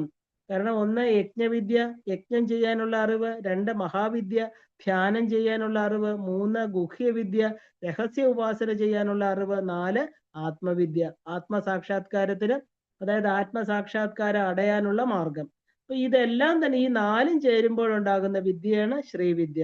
ഇപ്പൊ പരാശക്തിയെ ഉപാസിക്കാനുള്ള മൂർത്തി മാർഗങ്ങള്, ഈ മാർഗം കാമദേവനാണ് ആദ്യമായിട്ട് ചെയ്ത് ദേവിയുടെ, അമ്പാളുടെ പൂർണ്ണ തൃപ്തി അടഞ്ഞതെന്ന് പറയുന്നു. മന്മഥന് ഇത് പുണ്യം ലഭിക്കാൻ കാരണമായിട്ട് തീർന്നു. അദ്ദേഹം വിഷ്ണുപുത്രനാണ്. ശരിക്കും മനുവും പുത്രനാണ്. ഈ ഒരു മന്മഥൻ, അതായത് ശിവന്റെ തപസ് മുടക്കിയ ആളാണ് അല്ലേ? പാർവതി പരിണയത്തിലൂടെ ആ ഒരു എന്താ പറയാ മുരുകനെ ഉണ്ടാക്കിയ ദേവന്മാരെ സംരക്ഷിക്കാൻ കാരണമായത്. ഇപ്പൊ രുദ്രനെ നെറ്റിയില് അഗ്നി കൊണ്ട് കാമനെ ചാമ്പലാക്കി. ഈ ചാമ്പലിൽ നിന്നാണ് ഭണ്ഡൻ വന്നത്, ഭണ്ഡാസുരൻ. ദേവി വധിക്കുകയാണ്. യജ്ഞങ്ങള്, പഞ്ചയജ്ഞങ്ങള്, കാരണം ആ ഒരു ദൈവയജ്ഞം, ഋഷിയജ്ഞം, പിതൃയജ്ഞം, ഭൂതയജ്ഞം, നരയജ്ഞം, പഞ്ചയജ്ഞ പ്രിയ. ദൈവയജ്ഞം എന്ന് പറഞ്ഞാൽ എന്താ? ദൈവത്തിന്റെ നാമ ഉച്ചാരണം, സത്കർമ്മങ്ങള്, പൂജ, ആചാരങ്ങള്, അനുഷ്ഠാനങ്ങള് എല്ലാം തന്നെ ദൈവത്തിന്റെ കടമാണല്ലേ? നമ്മളെ ഇങ്ങോട്ട് ഭൂമിയിൽ അയച്ചത് എന്താ? ഭഗവാനെ, അമ്മയെ തിരിച്ചറിഞ്ഞ് തിരിച്ചു പോവാനാണ് ഇല്ലേ? അപ്പൊ അവരെ യജ്ഞം ചെയ്ത് സന്തോഷിപ്പിക്കണം നമ്മള്. ഋഷി യജ്ഞം എന്ന് പറഞ്ഞാൽ നമ്മൾ എന്ത് പ്രാക്ടീസ് ചെയ്യുന്നത്? ഋഷിമാർ പറഞ്ഞതനുസരിച്ച് അവരെ സ്മരിക്കുക അല്ലെ? ആ ഒരു അഥർവണ ഋഷി അഥർവ വേദത്തിലൂടെ എല്ലാം പറഞ്ഞു തരുന്നുണ്ട്. ഗാന്ധർവ വിദ്യ, ധർമ്മവിദ്യ, ആയുർവിദ്യ, ധനുർവിദ്യ എല്ലാം നമുക്ക് പറഞ്ഞു തരുന്നുണ്ട്. ഇങ്ങനെയുള്ള ഋഷിമാരെ വന്ദിക്കാതെ അവർ ചെയ്ത വിദ്യകളെ ഉപയോഗിച്ചാൽ ഫലം കിട്ടില്ല. ഇപ്പൊ 4,12,000 ഋഷിമാര് തന്നത് ഈ വേദങ്ങള്. അപ്പൊ അവർക്ക് ജലതർപ്പണം കൊടുക്കണം. തർപ്പണം എന്ന് പറഞ്ഞാൽ എന്താ? അവരെ സ്മരിക്കുമ്പോൾ അവരുടെ DNA നമ്മൾ കണക്ട് ചെയ്യണം. ഭൂതയജ്ഞം എന്ന് പറഞ്ഞാൽ ഭൂതങ്ങൾക്ക്, അതായത് ഭൂതം എന്ന് പറഞ്ഞാൽ ഈ ഭവിച്ചത്, പക്ഷി മൃഗാദികള്, എറുമ്പുകള് എല്ലാറ്റിനും നമ്മൾ കൊടുക്കണം ഇല്ലേ? നമ്മൾ കഴിക്കുമ്പോൾ ആ ഒരു അസ്മത്കുല സമസ്ത പിതൃ തൃപ്ത്യർത്ഥം അഹം ഭോജയിഷ്യാമി എന്ന് പ്രത്യേക ദിവസങ്ങളിൽ നമുക്ക് ചെയ്യാം. കാരണം നമ്മുടെ DNA നമ്മളിലുണ്ട്. ഉമാമഹേശ്വര പ്രീത്യർത്ഥം എന്ന് പറഞ്ഞ് ചെയ്യാം. അപ്പോ പിതൃയജ്ഞം എന്ന് പറഞ്ഞാൽ പിതൃക്കൾ നമ്മുടെ വംശമാണ്. ഗോകർണൻ, പ്രഹ്ലാദൻ, സഗരൻ, ഇങ്ങനെ വന്നവര് ഓരോരുത്തരും മതി വംശം രക്ഷിക്കാനായിട്ട്. എള്ള് 3 വിധമുണ്ട്: തില, ഉദകം, കറുപ്പ്, വെള്ള, ബ്രൗൺ. അപ്പൊ ജലത്തില് ഉദകക്രിയ ചെയ്യണം എന്നാ പറയുന്നത്. അപ്പൊ ഈ ഒരു പരാശക്തി, ശരിക്കും പറഞ്ഞാല് ഈ പരാശക്തി ഉപാസകൻ എന്ന് പറഞ്ഞാല് ആ ഒരു എന്താ പറയാ, ഇതൊന്നും പുറത്ത് നമ്മൾ പറയേണ്ട കാര്യങ്ങളല്ല. കാരണം ദേവി ഉള്ളിലിരിക്കുകയാണ്. അപ്പൊ ദേവി ഉപാസകന് ശരിക്കും പറഞ്ഞാല് ഈ ഒരു എന്താ പറയാ പ്രചരിപ്പിക്കുക, ഈ അറിവ് എല്ലാവർക്കും പറഞ്ഞു കൊടുക്കുക. ഇതിനാണ് വൈഷ്ണവ ലീല. വെളിയില് വൈഷ്ണവ തത്വത്തെ കാണിക്കുക. ആദിപരാശക്തി എന്ന് പറയുന്ന ദേവി നമ്മുടെ ഉള്ളിലിരിക്കുക ഇല്ലേ? ഇതിനെയാണ് നമ്മൾ സീക്രട്ട് വർഷിപ്പ്, ഗുഹ്യ വിദ്യ എന്ന് പറയുന്നത്. അപ്പൊ ശരിക്കും പറഞ്ഞാൽ അകത്തോട്ട് നോക്കുന്നവൻ, തന്നെ അറിഞ്ഞവൻ അല്ലേ? ശരിക്കും അകത്തോട്ട് നോക്കിയെങ്കിൽ മാത്രമേ ആ ഒരു ഗ്രേറ്റസ്റ്റ് പവർ ആയിരിക്കുന്ന പരാശക്തി നമ്മുടെ ഉള്ളിൽ ഇരിക്കണമെന്ന് നമുക്ക് അറിയാൻ സാധിക്കുകയുള്ളൂ. ശരിക്കും വെളിയിൽ നോക്കിയാലോ പ്രൊജക്ഷൻസ് മാത്രം, ദേവിയുടെ വിഭൂതികൾ മാത്രമേ നമുക്ക് കാണാൻ പറ്റൂ. അതിലെ സൂക്ഷ്മ തത്വത്തെ കാണാനോ അറിയാനോ സാധ്യമല്ല. അപ്പോ ശരിക്കും പറഞ്ഞാല് ആ ഒരു ഉപാസന എന്ന് പറയുന്നത് അകത്തേക്ക് നോക്കി ദേവിയെ ഉപാസിക്കുക എന്ന് പറഞ്ഞാൽ അടുത്തേക്ക് ചെല്ലുക. അങ്ങനെയുള്ളവരെ ദേവി പ്രൊട്ടക്ട് ചെയ്യുന്നു ഇല്ലേ? നല്ല മനുഷ്യര് അകത്തേക്ക് പോകുന്തോറും നമ്മുടെ കൽമഷങ്ങള്, ദുഃഖങ്ങള് അല്ലെ, അഴുക്കുകളെല്ലാം കുറഞ്ഞുകൊണ്ടിരിക്കും. ശരിക്കും പറഞ്ഞാൽ ഏറ്റവും വലിയ സത്യം എന്ന് പറയുന്നത് പരാശക്തിയാണ് വിഷ്ണു, വിഷ്ണുവാണ് പരാശക്തി. ഇത് രണ്ടും തമ്മില് യാതൊരു വ്യത്യാസവും ഇല്ല. വിഷ്ണു സാക്ഷാത് ഉമാദേവി. അപ്പൊ ഇത് എപ്പോഴും മനസ്സിൽ കണ്ടോളണം. അമ്മയെ നാരായണ എന്ന് വിളിക്കുമ്പോൾ വിഷ്ണുവിനെയും ദേവിയെയും രണ്ടായിട്ട് കാണാൻ പാടില്ല. അപ്പം സർവം വിജയമാകുന്ന നാളാണ് വിജയദശമി എന്ന് പറയുന്നത്. ജീവിതത്തിൽ 2 വിധമായിട്ടുള്ള അറിവ് അഥവാ ജ്ഞാനങ്ങളുണ്ട്. ഒന്ന് ദീക്ഷ, 2 ശിക്ഷ. ഇപ്പൊ വിജയദശമി അക്ഷര അഭ്യാസ ദിവസമാണ്. ആ ക്ഷ, ഈ 2 ബീജങ്ങള്, ആ എന്ന് പറയുന്ന ആദ്യാക്ഷരം, ക്ഷ എന്ന് പറയുന്ന അവസാനത്തെ അക്ഷരം അല്ലെ? രമ എന്ന് പറഞ്ഞാൽ ഉത്പത്തി. ഇപ്പൊ ജ്ഞാനം, സന്ദേഹങ്ങൾ ഇല്ലാത്തത്. ഇപ്പൊ ലോകത്തിലെ എല്ലാ ശാസ്ത്രങ്ങൾക്കും അർത്ഥം കൊടുക്കുന്ന മന്ത്രമാണ് രം. രം എന്നത് വന്യമന്ത്രാണ്. ജ്വലനം, പ്രകാശം, അഗ്നിതത്വം. ഇപ്പൊ ഉന്മേഷം എന്ന് പറഞ്ഞാൽ എന്താ? എനർജി കൊടുക്കുന്നത്. അപ്പൊ ആ മുതൽ ക്ഷ വരെയുള്ള അക്ഷരങ്ങൾ എല്ലാ അറിവുകളും കൊടുക്കുന്നത് കൊണ്ട് അക്ഷരം, നശിക്കാത്തത്. ഈ അക്ഷരം എന്നത് അമൃതം മുതൽ ക്ഷമാവധി വരെയുള്ള 51 ചക്രേശ്വരികളായിട്ട് നമ്മുടെ അക്ഷര രൂപത്തിൽ നമ്മുടെ ഈ പറയുന്ന ആധാര ചക്രങ്ങളിലെല്ലാം ഉൾക്കൊള്ളിച്ചിട്ടുണ്ട്. വിജയദശമിയില് അക്ഷരാഭ്യാസം തുടങ്ങുന്ന ദിവസം ദീക്ഷാവിധി, അതായത് ഗുരു സന്തോഷത്തോടെ ശിഷ്യനെ തെരഞ്ഞെടുത്ത് ശിഷ്യന് സത് മന്ത്രങ്ങളെ ഉപദേശിച്ചു കൊടുക്കുന്നു. ശിക്ഷാവിധി, ഒരു ആചാര്യന്റെ കീഴില് ഡിസിപ്ലിനോടുകൂടി വിദ്യ അഭ്യസിക്കാൻ ഒരുങ്ങുന്നതിനെയാണ് നമ്മൾ ശിക്ഷാവിധി എന്ന് പറയുന്നത്. അപ്പൊ മനുഷ്യ ശരീരത്തിലെ ദ്രവ്യ ശരീരം, മനശരീരം, ആത്മശരീരം അപ്പൊ ദ്രവ്യങ്ങളാൽ ഉണ്ടാക്കപ്പെട്ട സ്ഥൂലം എന്ന് പറയുന്ന ദ്രവ്യ ശരീരം ഇവിടെ ഉണ്ടായി നശിക്കുന്നതാണ്. അപ്പൊ ദ്രവ്യ ശരീരം ഇല്ലെങ്കിൽ മനശരീരം ഇല്ല, അല്ലെ? അപ്പൊ വിശ്വസിച്ചിരിക്കാവുന്ന ഒന്നേ ഉള്ളൂ, ആത്മശരീരം. അപ്പൊ ആത്മശരീരം എന്ന മന്ത്രശരീരം മറ്റ് രണ്ട് ശരീരങ്ങളെ മറന്ന് പൂർണ്ണ വിശ്വാസത്തോടെ മന്ത്രശരീരത്തെ നമ്മൾ പൂജിക്കണം, ധ്യാനിക്കണം. ശരീരത്തെയും മനസ്സിനെയും വിശ്വസിച്ചിട്ട് കാര്യമില്ല. വിവേക ചൂടാമണി പറയുന്നു, മന്ത്രത്തെ ആത്മാവിനെ മാത്രം വിശ്വസിച്ച് ജീവിക്കണം. അപ്പൊ അത് തന്നെയാണ് തത്വമസി. മനുഷ്യന് ആത്മവിചാരമില്ലെങ്കിൽ നമ്മൾ എന്താ പറയാ, ആ ഒരു ഡെപ്പോസിറ്റ് ഇവിടെ ഒന്നും നമുക്ക് എന്താ പറയാ, ഡെപ്പോസിറ്റ് എന്ന് പറഞ്ഞാൽ എന്താ, സൂക്ഷിച്ചു വെക്കുന്നത് ഒന്നും ഉണ്ടാവില്ല. അപ്പൊ ശരീരമാകുന്ന ഉപാധിയിലൂടെ മനസ്സിനെ അറിയണം, മനസ്സിലൂടെ ആത്മാവിനെ അറിയണം. അത് തന്നെയാണ് മനുഷ്യന്റെ ജന്മലക്ഷ്യം എന്ന് പറയുന്നത്.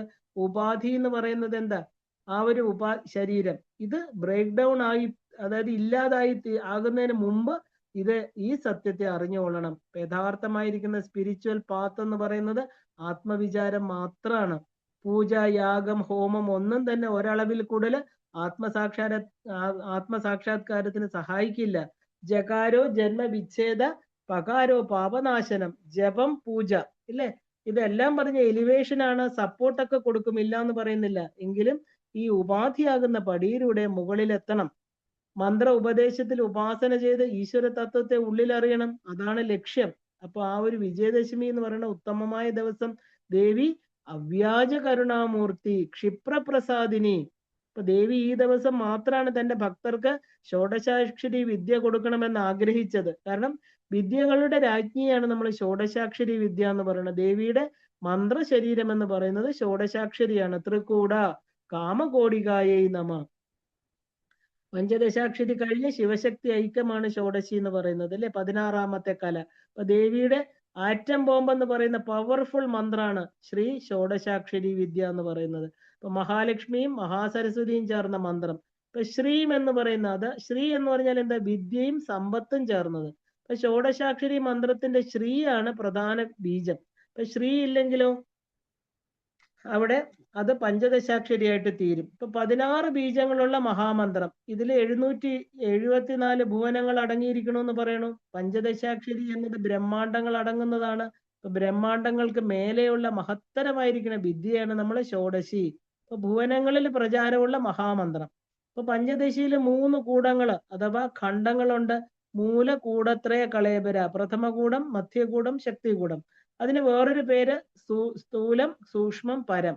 അപ്പൊ കൂടത്രയത്തിലെ ബ്രഹ്മ, വിഷ്ണു, ശിവനും ജാഗ്രത, സ്വപ്ന, സുഷുപ്തി അവസ്ഥകളില് ആകാശം, ഭൂമി, പാതാളം, ത്രിലോകങ്ങളും കാമഗിരി, പൂർണ്ണഗിരി, ജാലന്ധര പീഠങ്ങള്, 3 പീഠങ്ങള്, ഇങ്ങനെ എല്ലാം തന്നെ ദേവി തന്റെ ശക്തിയെ വെളിവാക്കുന്നുണ്ട്. ഇപ്പൊ പരമശിവൻ ശിവശക്തി സാമരസ്യത്തില് ആ ഒരു ഭേദഭാവന ഇല്ലാതെ അവര് രണ്ടുപേരും ഒന്നായിട്ട് ഇരിക്കുകയാണ്. ഇപ്പോ പരമേശ്വരൻ കാമേശ്വരനായിട്ട് മാറുന്നു. പ്രഥമകൂടം എന്ന് പറഞ്ഞാല് 5 അക്ഷരങ്ങള്, മധ്യകൂടം 6 അക്ഷരങ്ങള്, ശക്തികൂടം എന്ന് പറയുന്നത് 4 അക്ഷരങ്ങള്, മൊത്തം 15 അക്ഷരം, അല്ലെ? ശ്രീം ചേർക്കുമ്പോൾ അത് ഷോഡശിയായിട്ട് തീരും. ഇതിനെയാണ് ശ്രീവിദ്യ മഹാമന്ത്രം. കായിൽ തുടങ്ങി ഹ്രീമിൽ അവസാനിക്കുന്നു, ഹായിൽ തുടങ്ങി ഹ്രീമിൽ അവസാനിക്കുന്നു, സായിൽ തുടങ്ങി ഹ്രീം എന്ന ശക്തി പ്രണവത്തിൽ അവസാനിക്കുന്ന മഹാമന്ത്രം, അല്ലെ? ഈ മന്ത്രം ഗുരുദീക്ഷയിലൂടെ മാത്രമേ പ്രവർത്തിക്കുകയുള്ളൂ. കാരണം അല്ലാതെ നമ്മളെടുത്ത് ജപിക്കാൻ പാടില്ല. ഇതിൽ നമ്മുടെ ഉദ്ധാരണത്തിന് തടസ്സമായിട്ട് അജ്ഞാനത്തിന്റെ 3 ഗ്രന്ഥികളുണ്ട്. ബ്രഹ്മഗ്രന്ഥി, വിഷ്ണുഗ്രന്ഥി, രുദ്രഗ്രന്ഥി. ഇപ്പൊ മൂലാധാരം, മണിപൂരകം, ആജ്ഞാചക്രം ഇവയിൽ ഇരിക്കുന്ന 3 ഗ്രന്ഥികളെയും പൊട്ടിച്ച് ശുദ്ധ സത്യത്തില്, അതായത് ജ്ഞാനം എന്ന പദത്തിൽ എത്തണം. അപ്പൊ ശുദ്ധ സത്വം എന്ന് പറഞ്ഞാൽ എന്താ, രജസ, തമസ, സത്വം. ഇതിന് മുകളിലാണ് സത്വം, രജസ്, തമസ് കുറവ്, അല്ലെ? സത്വത്തില് രജസും തമസും കുറവായിരിക്കും. തമസിലോ തമസ് അധികം, രജസും സത്വവും കുറവ്. രജസില് രജസ് കൂടുതലാണ്, തമസും സത്യവും കുറവാണ്. അപ്പൊ ഇതെല്ലാം തന്നെ ശുദ്ധ സത്വമല്ല. കാരണം ഈ 3 ഗ്രന്ഥികളെയും ജയിച്ച് ശുദ്ധ സത്വത്തെ അടയണമെന്ന് പറയാൻ കാരണം അതുകൊണ്ടാണ്. അതുവരെ ആത്മതത്വം. ഇനി ആത്മാവിന് ഒരു ശരീരത്തിൽ ഒട്ടിയേ വാഴാൻ സാധിക്കുകയുള്ളൂ, ഇല്ല? ഇത് കർമ്മമാണ്. ആ കർമ്മം, അതായത് ഈ ആത്മാവിനെ മോചിപ്പിക്കാൻ അതിന് എന്തെങ്കിലും ചെയ്യണമെങ്കിൽ ഈ ശരീരത്തെ തന്നെ ക്ഷേത്രമായിട്ട് കണ്ടേ പറ്റുള്ളൂ. കാരണം ഈ ക്ഷേത്രത്തിൽ ഇരിക്കുന്ന മൂർത്തി ആ ഒരു പരാശക്തിയാണെന്ന് തിരിച്ചറിഞ്ഞ് നിത്യസ്നാനം, അതായത് അഭിഷേകം, നന്നായിട്ട് ഡ്രസ് ചെയ്യണം, അലങ്കാര ആഭരണാദികൾ അണിയണം, നല്ല വാസനാദ്രവ്യങ്ങൾ പൂശണം, ശരീരത്തെ നല്ല ഭംഗിയായിട്ട് വെക്കണം, ഇല്ലേ, തിലകമണിയണം, ആ ഒരു പുഷ്പരാഗങ്ങളൊക്കെ അണിഞ്ഞ് തന്റെ സെൽഫ് അത് ദേവിയാണ്, ആ കോൺഫിഡൻസിൽ ജീവിക്കണം. അതുകൊണ്ടാണ് ദേവി ഉപാസകരായിരിക്കുന്ന സ്ത്രീയെ നമ്മൾ ആ ഒരു എന്താ പറയാ സുവാസിന്യെ നമ എന്ന് പറയുന്നത്, സുവാസിനികളായിട്ട്.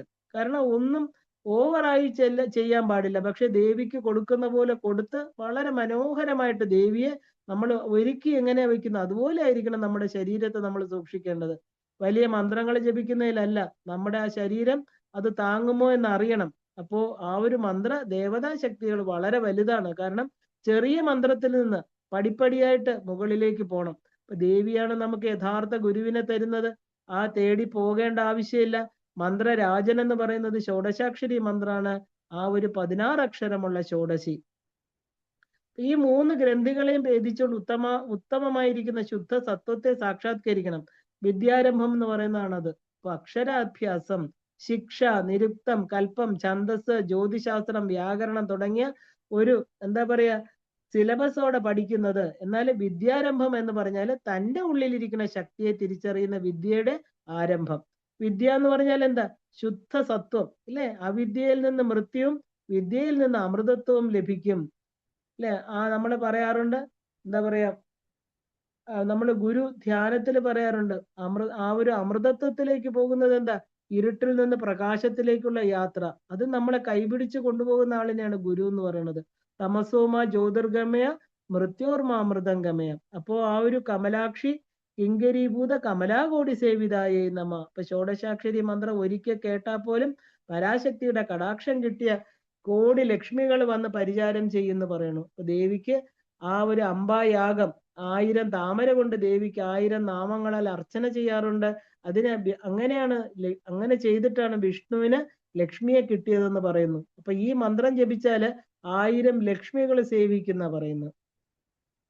ശിരസ്ഥിത ചന്ദ്രനിഭ ഫാലസ്തേന്ദു തനുപ്രഭായേ നമ. അപ്പൊ ശിരസിൽ ദേവിയെ കണ്ട് പൂജിക്കുന്നവർക്ക് ദേവി ചന്ദ്രമണ്ഡലത്തിൽ അമൃതസാഗരത്തിൽ വർത്തിക്കണു. ചന്ദ്രമണ്ഡലം അമൃതിന്റെ സ്ഥലമാണ്, ചിച്ഛക്തി മണ്ഡലാണ്. അപ്പൊ ആ ശിരസിലെ ബ്രഹ്മരന്ധ്രത്തില് സമീപം ദേവി ചന്ദ്രമണ്ഡലത്തിൽ വസിച്ച് അമൃത് വർഷിക്കണു. പൗർണമിയില് രാത്രി 10 മണിക്ക് അപ്പുറം പൂർണ്ണ ചന്ദ്രനിൽ ദേവിയെ കണ്ട് പൂജിക്കണം എന്ന് പറയാറുണ്ട്. കാരണം ചന്ദ്രന്റെ പ്രഥമ കല ആദ്യത്തെ 4 മണിക്കൂർ കഴിയും, ഇപ്പൊ കഫപ്രകൃതി കഴിയും. പിന്നെ 4 മണിക്കൂർ പിത്തപ്രകൃതിയാണ്, ത്രിദോഷങ്ങളിൽ രണ്ടാമത്തെ വാദപിത്തം. പിന്നെ 4 മണിക്കൂർ വാദപ്രകൃതിയാണ്. അപ്പൊ പിത്തപ്രകൃതി സമയത്ത് എന്തും ആഗീരണം ചെയ്യും ശരീരത്തില്. അപ്പൊ എല്ലാം എന്താ പറയാ ആ ഒരു എല്ലാം ഒരു തുഷ്ടിപുഷ്ടിയായിട്ട് വരും ശരീരത്തില്, അല്ലെ? ചെടികൾ നടുന്നത് 4 മണിക്ക് ശേഷം ചെയ്യണം എന്ന് പറയാൻ കാരണം അതുകൊണ്ടാണ്. 10 മണിക്ക് ശേഷം ഓപ്പൺ ഗ്രൗണ്ടിൽ ഇരുന്ന് ചന്ദ്രനെ പൂജ ചെയ്യണം. അങ്ങനെ 1000 പൂർണ്ണചന്ദ്രന്മാരെ ദർശിക്കുന്ന ആളിനാണ് ശതാഭിഷേകം ചെയ്യുക. അപ്പൊ നമ്മുടെ ആ ഒരു ശരീരത്തിലെ അമൃത കുംഭം എന്ന് പറയുന്നത് ശിരസിലാണ് ഇരിക്കുന്നത്. അതിൽ നിറയുന്ന അമൃതം മൂലാധാരത്തിലെ പ്രാണനാണ്. ചന്ദ്രനാണ് ഔഷധികൾക്ക് കാരണമായിട്ട് തീരുന്നത്. ഈ ഔഷധികളാണ് നമ്മുടെ രോഗങ്ങളെ ഇല്ലാതാക്കുന്നത്. ചന്ദ്രൻ തന്റെ അമൃതത്തിൽ നിന്ന് ഔഷധങ്ങൾക്ക് ശക്തി കൊടുക്കുന്നു. അപ്പൊ ആത്മവിചാരം ചെയ്യുന്നവരാണ് ആ എന്താ പറയാ മുക്തർ എന്ന് പറയുന്നത്.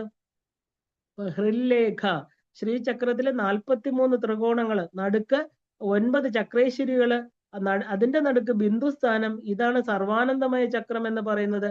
മനുഷ്യനിൽ ആജ്ഞാചക്രത്തിലാണ് ഇതിരിക്കുന്നത്. ഇവിടെ ചന്ദ്രക്കലയുണ്ട്, ബിന്ദുവിന്റെ മുകളിൽ ചന്ദ്രക്കല, അതാണ് ഹൃല്ലേഖ. ഇതിന് ഹൃല്ലേഖ വിദ്യ എന്നാണ് പറയുന്നത്. ഇത് ശ്രീവിദ്യ ഉപാസകർക്ക് മാത്രം അറിയുന്നതാണ്. ഈ ഹൃല്ലേഖ തനിയെ തുറക്കും.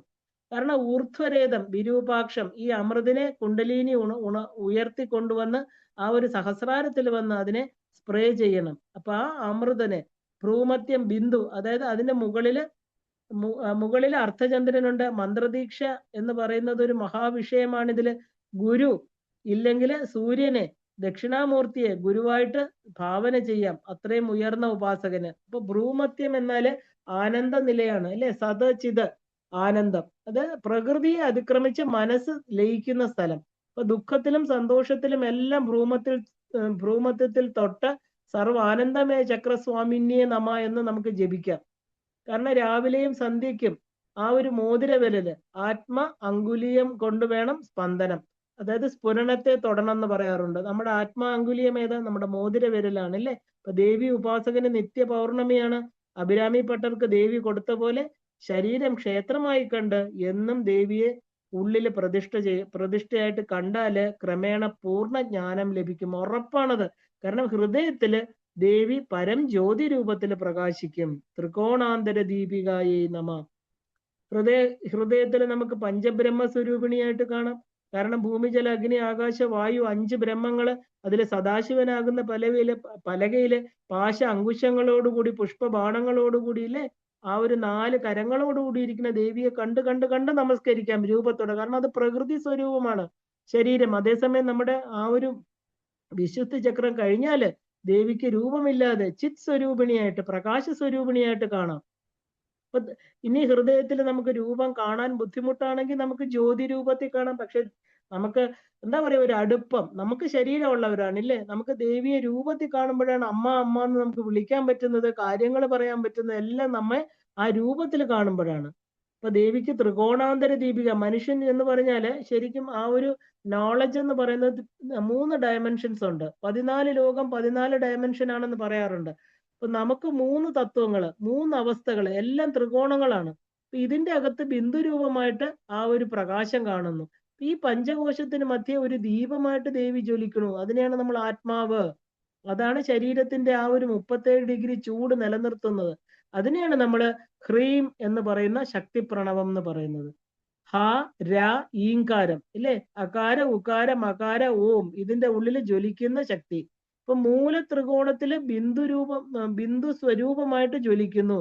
മൂലാധാരത്തിലും ആജ്ഞാചക്രത്തിലും ഈ ദീപം എപ്പോഴും ജ്വലിച്ചുകൊണ്ടേയിരിക്കും. ഇപ്പൊ മൂലാധാരം എന്ന് പറയുന്ന സ്ക്വയർ, അത് ബേസിൽ തുടങ്ങിയിട്ട് ആ ഒരു ഭ്രൂമധ്യത്തിലാണ് അതിന്റെ കോണ് അവസാനിക്കുന്നത്. അപ്പൊ അതിനുള്ളിൽ ജ്വലിക്കുന്ന ആ ജ്വലിച്ചുകൊണ്ടിരിക്കുന്ന ദീപത്തെ ധ്യാനിക്കുന്നവന് ആത്മജ്ഞാനം ലഭിക്കും. അപ്പൊ മറ്റുള്ളവർക്ക് മെറ്റീരിയൽ ജ്ഞാനമാണ്, അതിനെ അനാത്മജ്ഞാനം എന്നാണ് പറയുന്നത്. അപ്പൊ അജ്ഞാനാധ്വാന്ത ദീപിക അല്ലെ, അജ്ഞാനത്തെ ഇല്ലാതാക്കുന്ന ദീപമാണ് ദേവി. ഷഡധ്വാന്ത ദീപികായേ നമ. ഇപ്പൊ ശരീരത്തിന്റെ പ്രധാന ഭാഗങ്ങളിലെല്ലാം ത്രികോണങ്ങളാണ്. ആ ത്രികോണങ്ങളുടെ നടുക്ക് ബിന്ദു രൂപത്തിൽ ദേവിയെ ദർശിക്കണം. ദാക്ഷായണി, പരാശക്തി മനുഷ്യകുലത്തിൽ ജനിക്കുന്ന അവതാരാണ് ദാക്ഷായണി. ദക്ഷപുത്രിയായിട്ട്, ദക്ഷൻ ബ്രഹ്മാവിന്റെ മാനസപുത്രനാണ്. ദൈത്യരെ ഇല്ലാതാക്കുവാനായിട്ട് ആ ഒരു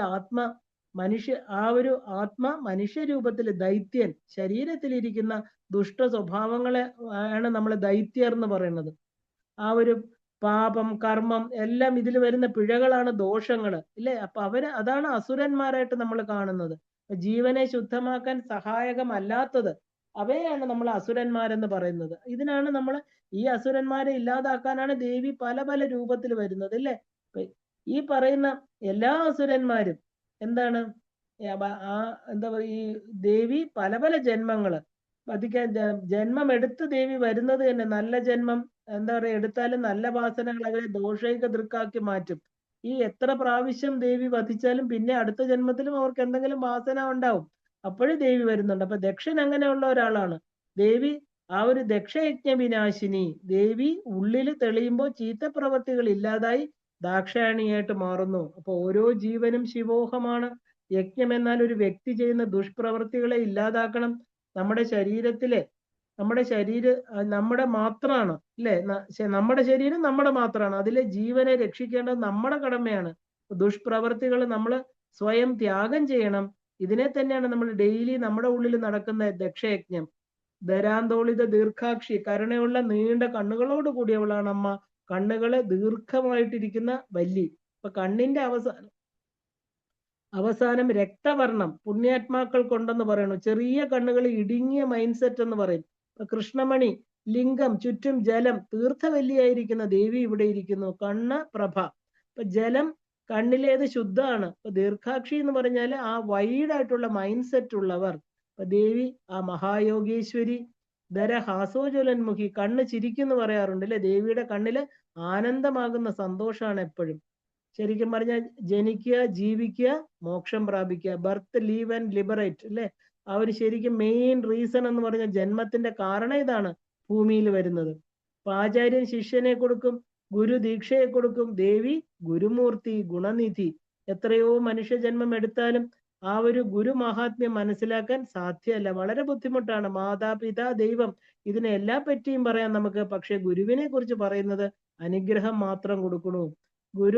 ഗുരു അനുഗ്രഹമില്ലാതെ ഗുരു മഹാത്മ്യത്തെ കുറിച്ച് കേൾക്കാനോ പറയുവാനോ സാധ്യമല്ല. ഇപ്പൊ ഗുരു തന്നെയാണ് എല്ലാം. ഗുരുവിന് മുകളിൽ ഒരു ശക്തിയില്ല. ദീക്ഷ കൊടുക്കുന്ന ആളിനെയാണ് ഗുരു എന്ന് പറയുന്നത്. എല്ലാ ഗുരുക്കന്മാരെയും ഗുരു എന്ന് പറയാൻ പറ്റില്ല. ഗുരു എന്നത് ഒരു ഒരു പരമ്പരയാണ്. അപ്പൊ അങ്ങനെയുള്ളതിന് അനുഭവ ശക്തി കൂടുതലുണ്ട്. ഒരു പുതിയ ഗുരുവിന് ലിമിറ്റഡ് ആയിട്ടിരിക്കുന്ന അസറ്റ് മാത്രമേ ഉള്ളൂ. ഏറ്റവും വലിയ പൂജ മാതാവിനെന്നാൽ ജ്ഞാനത്തെ തരുന്ന ഗുരുവിന്. അപ്പോ മാതാവിന് ചെയ്യുന്ന ആ ഒരു 100 പൂജകള് ഗുരുവിന് ചെയ്യുന്ന ഒരു പൂജയ്ക്ക് സമം എന്ന് പറയാറുണ്ട്. ലോകത്തില് എന്ത് കൊടുത്താലും വാങ്ങിയാലും ഗുരുവിന് സമമാകില്ല. അത് പ്രമാണമാണ്. വേദവചനം ഇങ്ങനെയാണ്. ഈ ലോകത്തെ മുഴുവനും എഴുതി കൊടുത്താലും ഗുരു കൊടുത്ത അറിവിന് സമമാകില്ല. അപ്പൊ ഒരേ ഒരു അക്ഷരം അമ്മ കുഞ്ഞിന് പറഞ്ഞു കൊടുക്കുന്നത് അച്ഛൻ, ഇല്ലേ? മാതാവാണ് അച്ഛന്റെ മഹത്വം പറഞ്ഞു കൊടുക്കുന്നത്. ഗുരു എന്ന് പറഞ്ഞാലോ ഒരു മന്ത്രം, അതായത് പ്രണവമാകുന്ന ഓംകാരം ശിഷ്യന് കൊടുത്താലോ ഈ ഭൂമിയിലെ എല്ലാ പൊരുളിനും സമാണ്. ഈശ്വരന് പോലും ജന്മം എടുത്തു വന്നാല് ഒരു ഗുരുവിനെ സമീപിച്ചാണ് ആ ഒരു ആചാരധർമ്മങ്ങളെ പഠിക്കുന്നത്. അതുകൊണ്ടാണ് കൃഷ്ണൻ സാന്ദീപനി മഹർഷി പാർവതി ശിവനും, ശിവന് പാർവതിക്കും ഗുരു എന്ന് പറയാൻ കാരണം. അജ്ഞാന തിമിരാന്ധസ്യ ജ്ഞാനാഞ്ജന ശലാകയ ചക്ഷുരുന്മീലിതം മേന തസ്മൈ ശ്രീ ഗുരവേ നമ. ഒരു പൈസ ഇല്ലാതെ, അല്ലെ, യാതൊന്നും സ്വീകരിക്കാതെ കൊടുക്കുന്ന ആത്മജ്ഞാനം, അങ്ങനെ കൊടുക്കുന്ന ആരോ അവരെയാണ് നമ്മൾ ഗുരുക്കന്മാരെന്ന് പറയുന്നത്.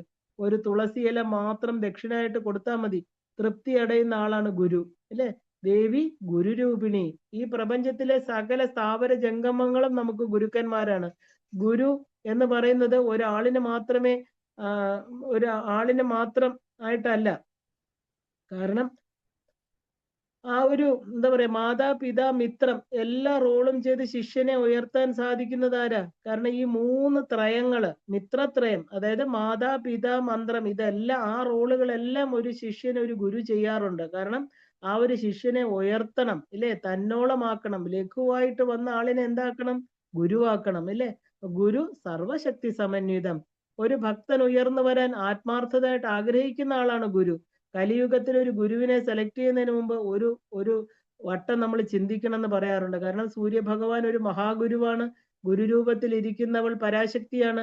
ഗു എന്നാൽ അജ്ഞാന അന്ധകാരം, രു എന്ന് പറഞ്ഞാൽ വെളിച്ചം. അപ്പൊ ഗുരു മഹത്തത്വം, ഗുരു ആ ഒരു സത് വാചകം, ഗുരു ജ്ഞാനവാചകം, ഗകാര മന്ത്രം, മുക്തിപ്രദം, ഗണപതി, ഗംഗ, ഗായത്രി, ഗീത. ഗകാര മന്ത്രത്തില് രു എന്ന് പറയുന്ന ജ്ഞാനവാചകം ഗുരു, അല്ലെ? ഗുരു സ്മരണ തന്നെയാണ് അജ്ഞാനം ഇല്ലാതാക്കുന്നത്. മനസ വാച കർമ്മണ 3 ഗുരുക്കന്മാര്, സ്ഥൂലഗുരു, മാനസഗുരു, മന്ത്രഗുരു. ഇപ്പൊ മന്ത്രശരീരം എന്ന് പറഞ്ഞാൽ ഡീപ് സ്ലീപ്പില്, സുഷുപ്തി അവസ്ഥയിൽ മാത്രമേ കിട്ടുന്നുള്ളൂ. തുരീയ അവസ്ഥയിലാണത്. ഋഷികളിരിക്കുന്നത് തുരീയ അവസ്ഥയിലാണ്. ഇത് ബ്രഹ്മസാക്ഷാത്കാരാണ്. ഒരു ഋഷി സാക്ഷാത്കാരം ചെയ്തതിനെയാണ് നമ്മള് മന്ത്രം. അപ്പൊ മനനാൽ ത്രായതേ ഇത് മന്ത്രം, ഇല്ലേ? അപ്പോ എന്താ പറയാ, ഇപ്പൊ രാവണായ നമ, ഹിരണ്യാക്ഷായ നമ, ഇതൊന്നും മന്ത്രമല്ല. കാരണം എന്താ? എന്നാൽ ധ്രുവൻ ഓം നമോ ഭഗവതേ വാസുദേവായ എന്ന മന്ത്രം കൊണ്ട് എല്ലാ നക്ഷത്രങ്ങൾക്കും ഉയരെത്തി, അല്ലെ? ധ്രുവ നക്ഷത്രമായിട്ട് ഇന്നും പ്രകാശിക്കുകയാണ്. അങ്ങനെ 7 കോടി ഋഷികള്, ഋഷി, ഛന്ദസ്, ദേവത, ഇതില്ലാതെ മന്ത്രം ഇല്ല. അപ്പൊ ശക്തി ഉപാസകനില് ഗുരുവും ദേവതയും മന്ത്രവും ശ്രീചക്രവും ഒന്ന് തന്നെയാണ്. ഗുരു പറയുന്ന ഒരു ചെറിയ മന്ത്രം മതി, അതിനെ പൂർണ്ണ വിശ്വാസത്തോടെ അറിയാൻ ശ്രമിച്ചാല് ഈ ലോകത്തിലെ എല്ലാം അറിഞ്ഞതിന് തുല്യമായിട്ട് തീരും. വേദം, ഉപനിഷത്ത്, തന്ത്രം എല്ലാം പഠിക്കാൻ സാധിക്കും. പക്ഷെ ഗുരു പറയുന്നത് കേട്ട് ചെയ്യുന്നവന് ഇതെല്ലാം സ്വന്തം. ഗുരുധ്യാനം മാത്രം മതി, പരമ്പരയുടെ മുഴുവൻ അനുഗ്രഹവും ലഭിക്കും. ഇപ്പൊ ഗുരു എന്ന് പറഞ്ഞാൽ എന്താ? സദ്വചനം, ജ്ഞാനവചനം. ഗുരു സദ്ഗുരു, പരാത്പര ഗുരു. സദ്ഗുരു എന്ന് പറഞ്ഞാൽ എന്താ? ആത്മാവിന് ആ ഒരു മുക്തി കൊടുക്കുന്നു. അപ്പൊ ദേവി എന്താ? ആ ഒരു ആത്മ മന്ത്ര സ്വരൂപിണിയാണ് ദേവി, അല്ലേ? അപ്പൊ അതിനെ ആചരിച്ചുകൊണ്ട് ആത്മാവിനെ അറിയാൻ പറ്റും. ശരീരം, മനസ്സ്, ചിന്തകൾ എല്ലാം തന്നെ ആ ഒരു ചുറ്റിക്കൊണ്ട് ഇരിക്കുകയാണ്. സൂര്യന് ചുറ്റും നക്ഷത്രമണ്ഡലങ്ങളും ഗ്രഹങ്ങളും എല്ലാം ചുറ്റിക്കൊണ്ടിരിക്കുന്നു. ഇപ്പൊ ഹൃദയ ഗുഹയില് ത്രികോണമധ്യേ പഞ്ചകോശങ്ങൾക്കുള്ളിലെ ബിന്ദു രൂപത്തില് ആ ഒരു ഹൃദയസ്ഥാനത്ത് ആത്മാവിരിക്കണു. ഈ ആത്മാവിനെ പരിചയപ്പെടുത്തുന്ന ആളിനെയാണ് നമ്മൾ ഗുരു എന്ന് പറയുന്നത്, അല്ലെ? പരാത്പര ഗുരു. ഇപ്പൊ ബ്രഹ്മ സാക്ഷാത്കാരം, സിദ്ധിരസ്തു, ഇതാണ് പരാത്പര ഗുരു എന്ന് പറയുന്നത്. ഇപ്പം ശരിക്കും പറഞ്ഞാല് സൂര്യൻ അനാമിക, നമ്മുടെ വിരലുകളിൽ അനാമികയാണ്. ശനി എന്ന് പറയുന്നത് മധ്യവിരലാണ്. അപ്പൊ ഓരോ ദിവസം രാത്രി ഉറങ്ങുമ്പോൾ മഹാപ്രളയം നടക്കുകയാണ്. ആ ദിവസം ചെയ്ത് നല്ലതും ചീത്തയും എല്ലാം ഓർമ്മിക്കണം. നല്ലതിന് നന്ദി പറയണം, ചീത്തയ്ക്ക് പ്രായശ്ചിത്തമായിട്ട് മാപ്പ് ചോദിക്കണം. അങ്ങനെയുള്ള ആ ഒരു ദൈനംദിന ആ ഒരു പാപമോചനം നമ്മൾ ദിനവും ചെയ്യണം. ശ്വാസം എടുക്കുന്നത് പുണ്യം, തിരിച്ചുവിടുന്നത് പാപം, അല്ലേ? കാരണം എന്താണ്? കാർബൺ ഡൈ ഓക്സൈഡ് പുറത്തേക്ക് വിടുകയാണ്. സൂര്യഗ്രന്ഥി എന്ന് പറഞ്ഞാൽ കേതു എന്ന ആ ഒരു പ്രത്യേക ഗ്രന്ഥിയിലെ കേടുകൾക്ക്, അതായത് അവയുടെ ശ്വാസം പോലും പുണ്യമാണ്. തുളസിയുടെ പുണ്യം, അല്ലെ? അത് നമ്മുടെ അറ്റ്മോസ്ഫിയർ ശുദ്ധമാക്കും. ഗുരുവിന്റെ ജ്ഞാനം, പരാജ്ഞാനം, അപരാജ്ഞാനം മൂന്നും കൊടുക്കും. ജ്ഞാനം എന്നാല് മനുഷ്യന് പ്രകൃതിയിൽ നിന്നും, ആചാര്യൻ, പുസ്തകങ്ങൾ എന്നിവയിൽ നിന്ന് കിട്ടുന്ന അറിവുകള്. അപരാജ്ഞാനം എന്ന് പറഞ്ഞാല് അനുഭവമില്ലാത്ത ദൈവജ്ഞാനം.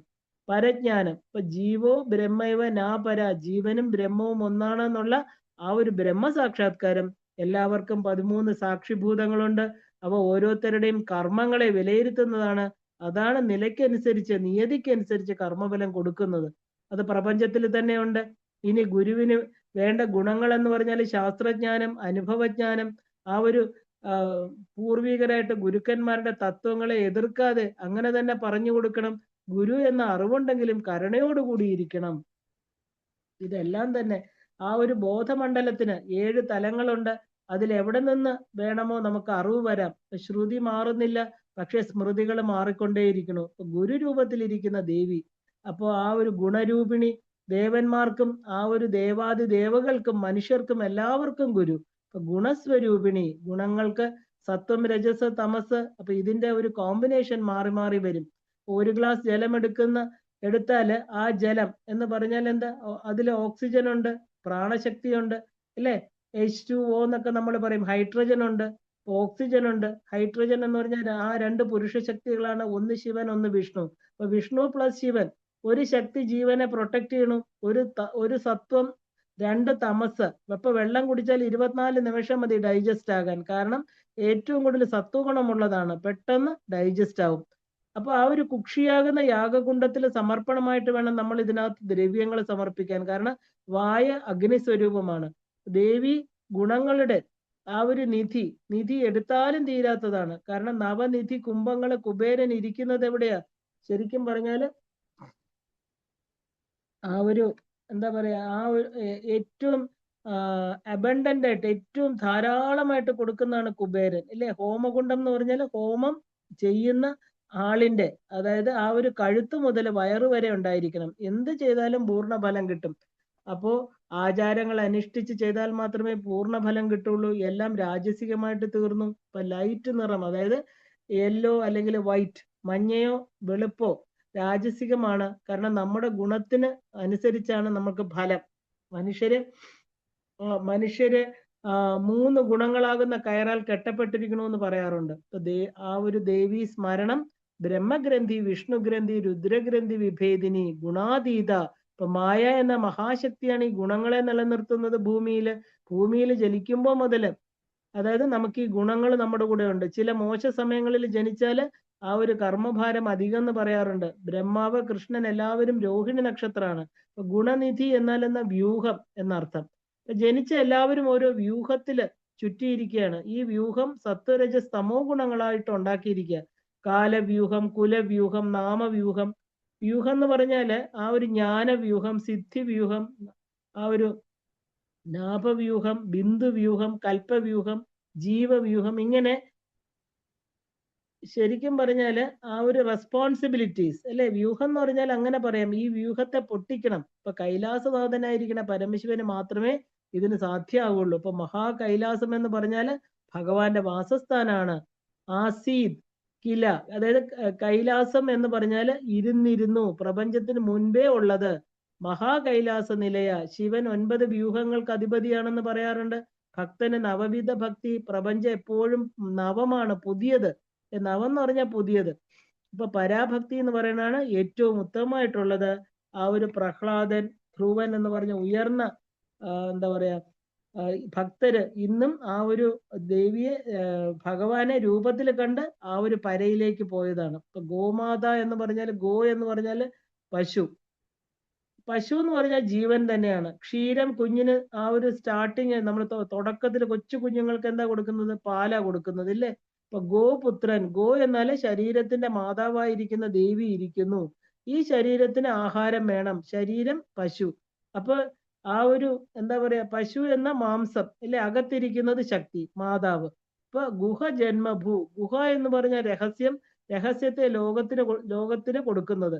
ദേവി ഉപാസന എല്ലാം തന്നെ രഹസ്യമാണ്. അപ്പൊ ഗോമാത എന്ന് പറഞ്ഞാല്, ഗോ എന്ന് പറഞ്ഞാൽ നമ്മൾ കണ്ടു പശുവാണ്. അതിന്റെ മാതാവായിട്ടിരിക്കുന്നത് ഉള്ളിൽ തന്നെ ഇരിക്കുന്ന ദേവിയാണ്. അപ്പൊ ശ്രീവിദ്യാ സ്വരൂപം ദേവി ഉപാസന രഹസ്യമാണെന്ന് പറയാൻ കാരണം എന്താ? അത് ദേവി ആ ഒരു കുലത്തിലൂടെ കുലസഞ്ചാരിണിയാണ് അമ്മ. ഉള്ളിൽ ഇരിക്കാൻ ആഗ്രഹിക്കുന്നവളാണ്. ഇപ്പൊ ശ്രീവിദ്യാ സ്വരൂപിണിയാണ്.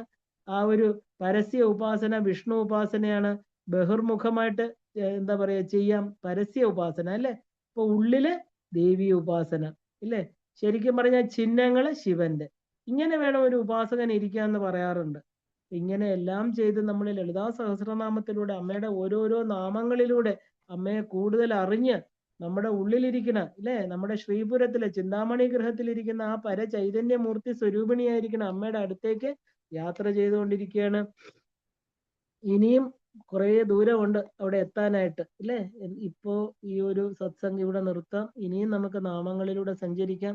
എല്ലാവർക്കും ശ്രീമാത്രേ നമഃ. ഭക്തിം ഭാഗ്യം യശജ്ഞാതിം വിദ്യാബുദ്ധിം ശ്രീയമ്പലം ആയുഷ്യം മുക്തി ആരോഗ്യം ദേഹിമേ പരമേശ്വരി.